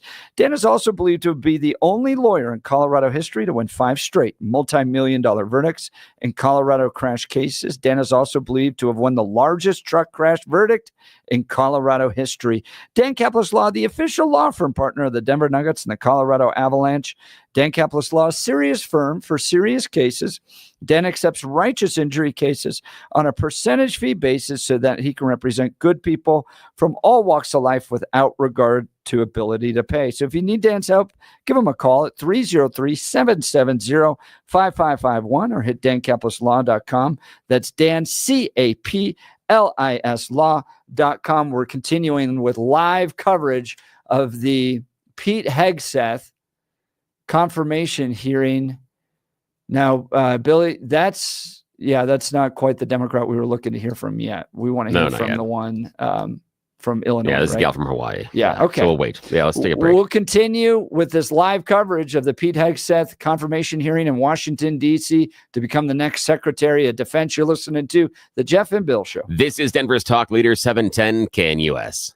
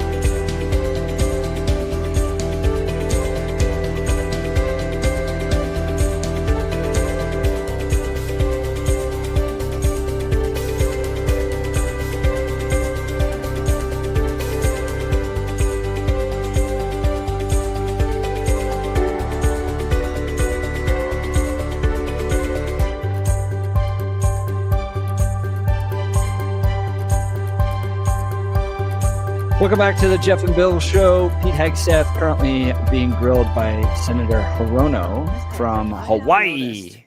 He is seeking to become the Secretary of Defense. You previously have made a series of inflammatory statements about women in combat, LGBTQ service members, Muslim Americans, and Democrats.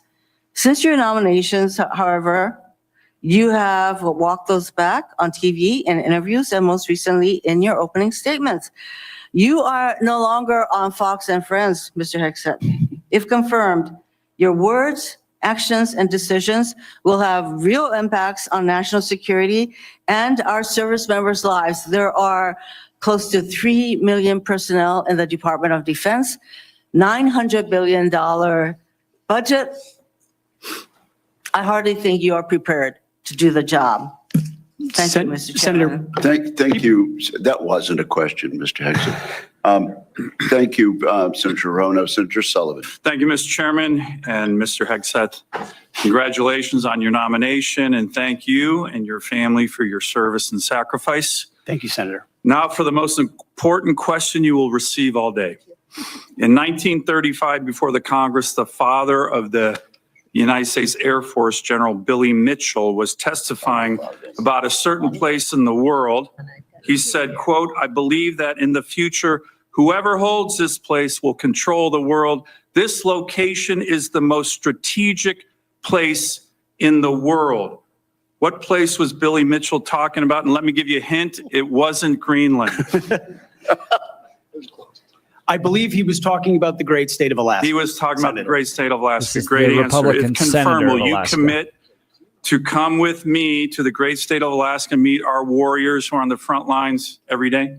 Senator, I have, and as I mentioned to you in the past, I did a brief training exercise up at Fort Wainwright at a previous part of my military life. I look forward to returning. Great. And I will say we are on the front lines with this new era of authoritarian aggression in Alaska. The last 2 years, we've had Chinese and Russian naval task forces, joint strategic bomber task forces in our EEZ, in our ADIZ.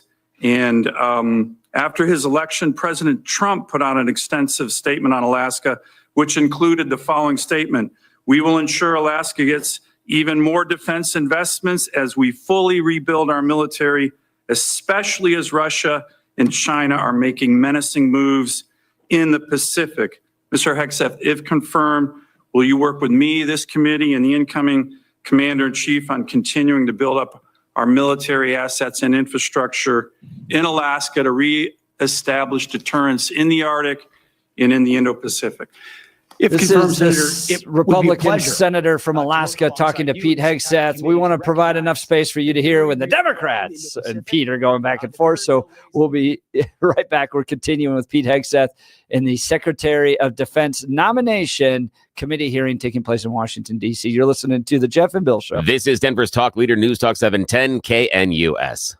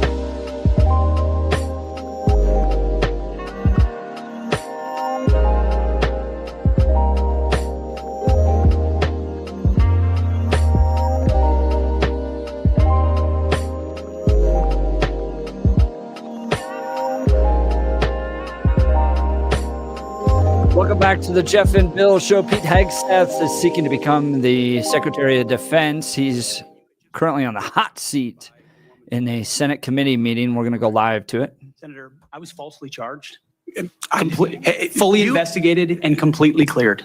So you think you were completely cleared because you committed no crime? That's your definition of cleared? This is You Tim had just Kaine, by the way. fathered a child 2 Hillary months before by a woman Clinton's that was not your wife. I am shocked VP pick. that you would stand here and say you're completely cleared. Can you so casually cheat on a second wife and cheat on the mother of a child that had been born 2 months before, and you tell us you are completely cleared? How is Senator- that a complete clear? Senator, the child's name is Gwendolyn Hope Hegseth, and she's a child of God, and she's 7 years old. And she I'm was, glad and she's here. you cheated on the mother of that child less than 2 months after that daughter was born, didn't you? Those were false charges. Well, It no, was fully investigated, and I was completely cleared. And I am so grateful for the marriage I have to this amazing woman behind me. You've admitted that you had sex at that hotel in October 2017. You said it was consensual, isn't that correct? Anything, You've admitted that it was consensual, and you were still married, and you just had a child by another woman. again, How do you explain your completely judgment? false charges against me. You Fully investigated, and I was You- completely clear. You have admitted that you had sex while you were married to wife 2 after you just had fathered a child by wife 3. You've admitted that. Now, if it had been a sexual assault, that would be disqualifying to be Secretary of Defense, wouldn't it? It was a false claim then and a false claim now. If it had been a sexual assault, that would be disqualifying to be Secretary of Defense, wouldn't it? That was a false claim. So He's you talking can't, about a hypothetical. so you can't tell me whether someone who has committed a sexual assault is disqualified from being Secretary of Defense? Senator, I know in my instance, and I'm talking about my instance only, it was a false claim. But you acknowledge And you it was cheat, but fully you acknowledge investigated. that you cheated on your wife and that you cheated on the woman by whom you had just fathered a child. You have admitted that. I will allow your words to speak for themselves. You're not retracting that today. That's good. I assume that in each of your weddings, you've pledged to be faithful to your wife. You've taken an oath to do that, haven't you? Senator, as I've acknowledged to everyone in this committee, not a perfect person, not claiming to But be. no, I just asked a simple question. You've taken an oath like you would take an oath to be Secretary of Defense in all of your weddings to be faithful to your wife. Is that correct? I have failed in things in my life, and thankfully I'm redeemed by my Lord and Savior, Jesus Christ. In finalizing divorces from your first and second wives, were there non-disclosure agreements in connection with those divorces? Senator, not that I'm aware of. If there were, would you agree to release those first and second wives from any confidentiality agreement? Senator, it's not something I'm aware of. But if there were, you would agree to release them from a confidentiality agreement? Senator, that's not my responsibility. Did you ever engage in any acts of physical violence against any of your wives? Senator, absolutely not. But you would agree with me that if someone had committed physical violence against a spouse, that would be disqualifying to serve as Secretary of Defense, correct? Senator, absolutely not have I ever done that. You would agree that that would be a disqualifying offense, would you not? Senator, you're talking about a hypothetical. I don't think it's a hypothetical. Violence against spouses occurs every day. And if you as a leader are not capable of saying that physical violence against a spouse should be a disqualifying fact. This is Virginia Senator Tim Kaine. For being Secretary of questioning the most Pete powerful Hegseth. nation in the world, you're demonstrating an astonishing lack of judgment.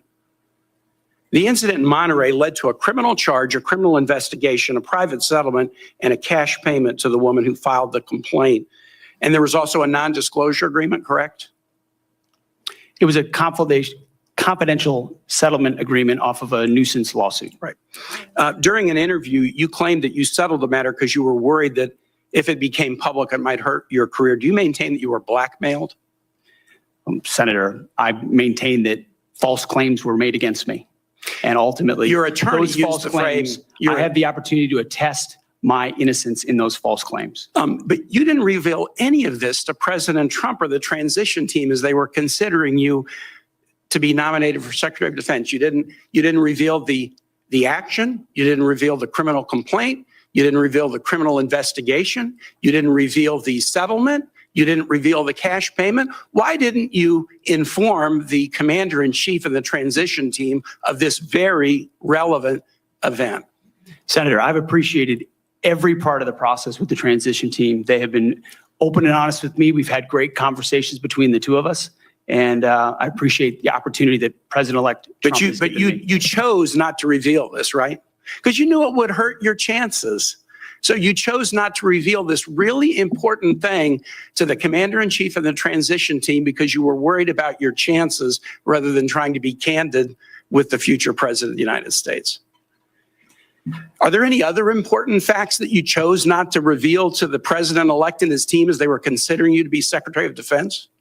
Senator, I sit here before you in open book as everyone who's watched this process. With multiple non-disclosure and confidentiality agreements tying the hands of many people who would like to comment to us. Much has been made of your workplace behavior as a leader of nonprofit veterans organizations and as a Fox News contributor. Were you fired from either of the leadership positions with the nonprofits? I was the leader. I was the CEO of Concerned Veterans for America and the executive director of Vets for Freedom. Were you fired from either And I was never fired from a veterans organization. Do you have non-disclosure agreements with either of those organizations? Not that I'm aware of, Senator. Many of your work colleagues have said that you show up for work under the influence of alcohol or drunk. I know you've denied that, but you would agree with me, right, that if that was the case, that would be disqualifying for somebody to be Secretary of Defense. Senator, those are all anonymous false claims, and the totality. They're not anonymous. The letters on the record here. They're not anonymous. On the record, we've seen records with names Vets attached for Freedom, Concerned Vets for America, and Fox News. One of your colleagues working hard every day on behalf. One of your colleagues said that you got drunk at an event at a bar and chanted, "Kill all Muslims." Another colleague, not anonymous, we have this, said that you took co-workers to a strip club. You were drunk, you tried to dance with strippers, you had to be held off the stage, and one of your employees in that event filed a sexual harassment charge as a result of it. Now, I know you denied these things, but isn't that the kind of behavior that, if true, would be disqualifying for somebody to be Secretary of Defense? Senator, anonymous false charges. They're not anonymous. And I'll just conclude and say this to the chairman. You claim that this was all anonymous. We have seen records with names attached to all of these, including the name of your own mother. So don't make this into some anonymous press thing. We have seen multiple names of colleagues consistently throughout your career that have talked about your abusive actions. Chairman, I think he's over his time. He's way over his time. I now yield. And thank you very much. Bringing up now the ask mother. unanimous consent to enter into. So this is the family committee hearing for the nomination of Pete Hegseth to Secretary of Defense. You're hearing Republicans and Democrats go back and forth on this. I think that the Republican votes are going to stand. I don't see them backing away. I haven't heard anything so compelling this morning that would cause Republicans to withdraw their support at this point. But could be wrong. Phil, anything stand out to you? Yeah, I liked some of the press on the idea of what the size of organization you've run. The idea of you haven't managed anything that nearly has this amount of people and this amount of budget. What do you have as far as qualifications? And then questioning the decision making there. I also don't understand why he can't say, yes, this would be disqualifying. He keeps putting it back to himself as if it's an accusation, but he should, in many cases, say, well, if anyone behaves this way, it would be disqualifying because he's going to have to enforce rules. The people underneath him, his subordinates, may engage in this behavior. He needs to be able to be honest and say, yes, someone that commits a sexual assault does have to be reprimanded, does have to be dealt with, because we have that going on extant in the military. And why he can't say that worries me. Well, tomorrow, Billy and I are sure going to be debating all of this. Yes. So you want to tune in, 710knus.com. We'll continue to follow Pete Hegseth. So stick around to listen to all of the radio hosts on Salem. If you missed any of the show, go to 710knus.com. You're listening to The Jeff and Bill Show. This is Denver's talk leader, 710 KNUS.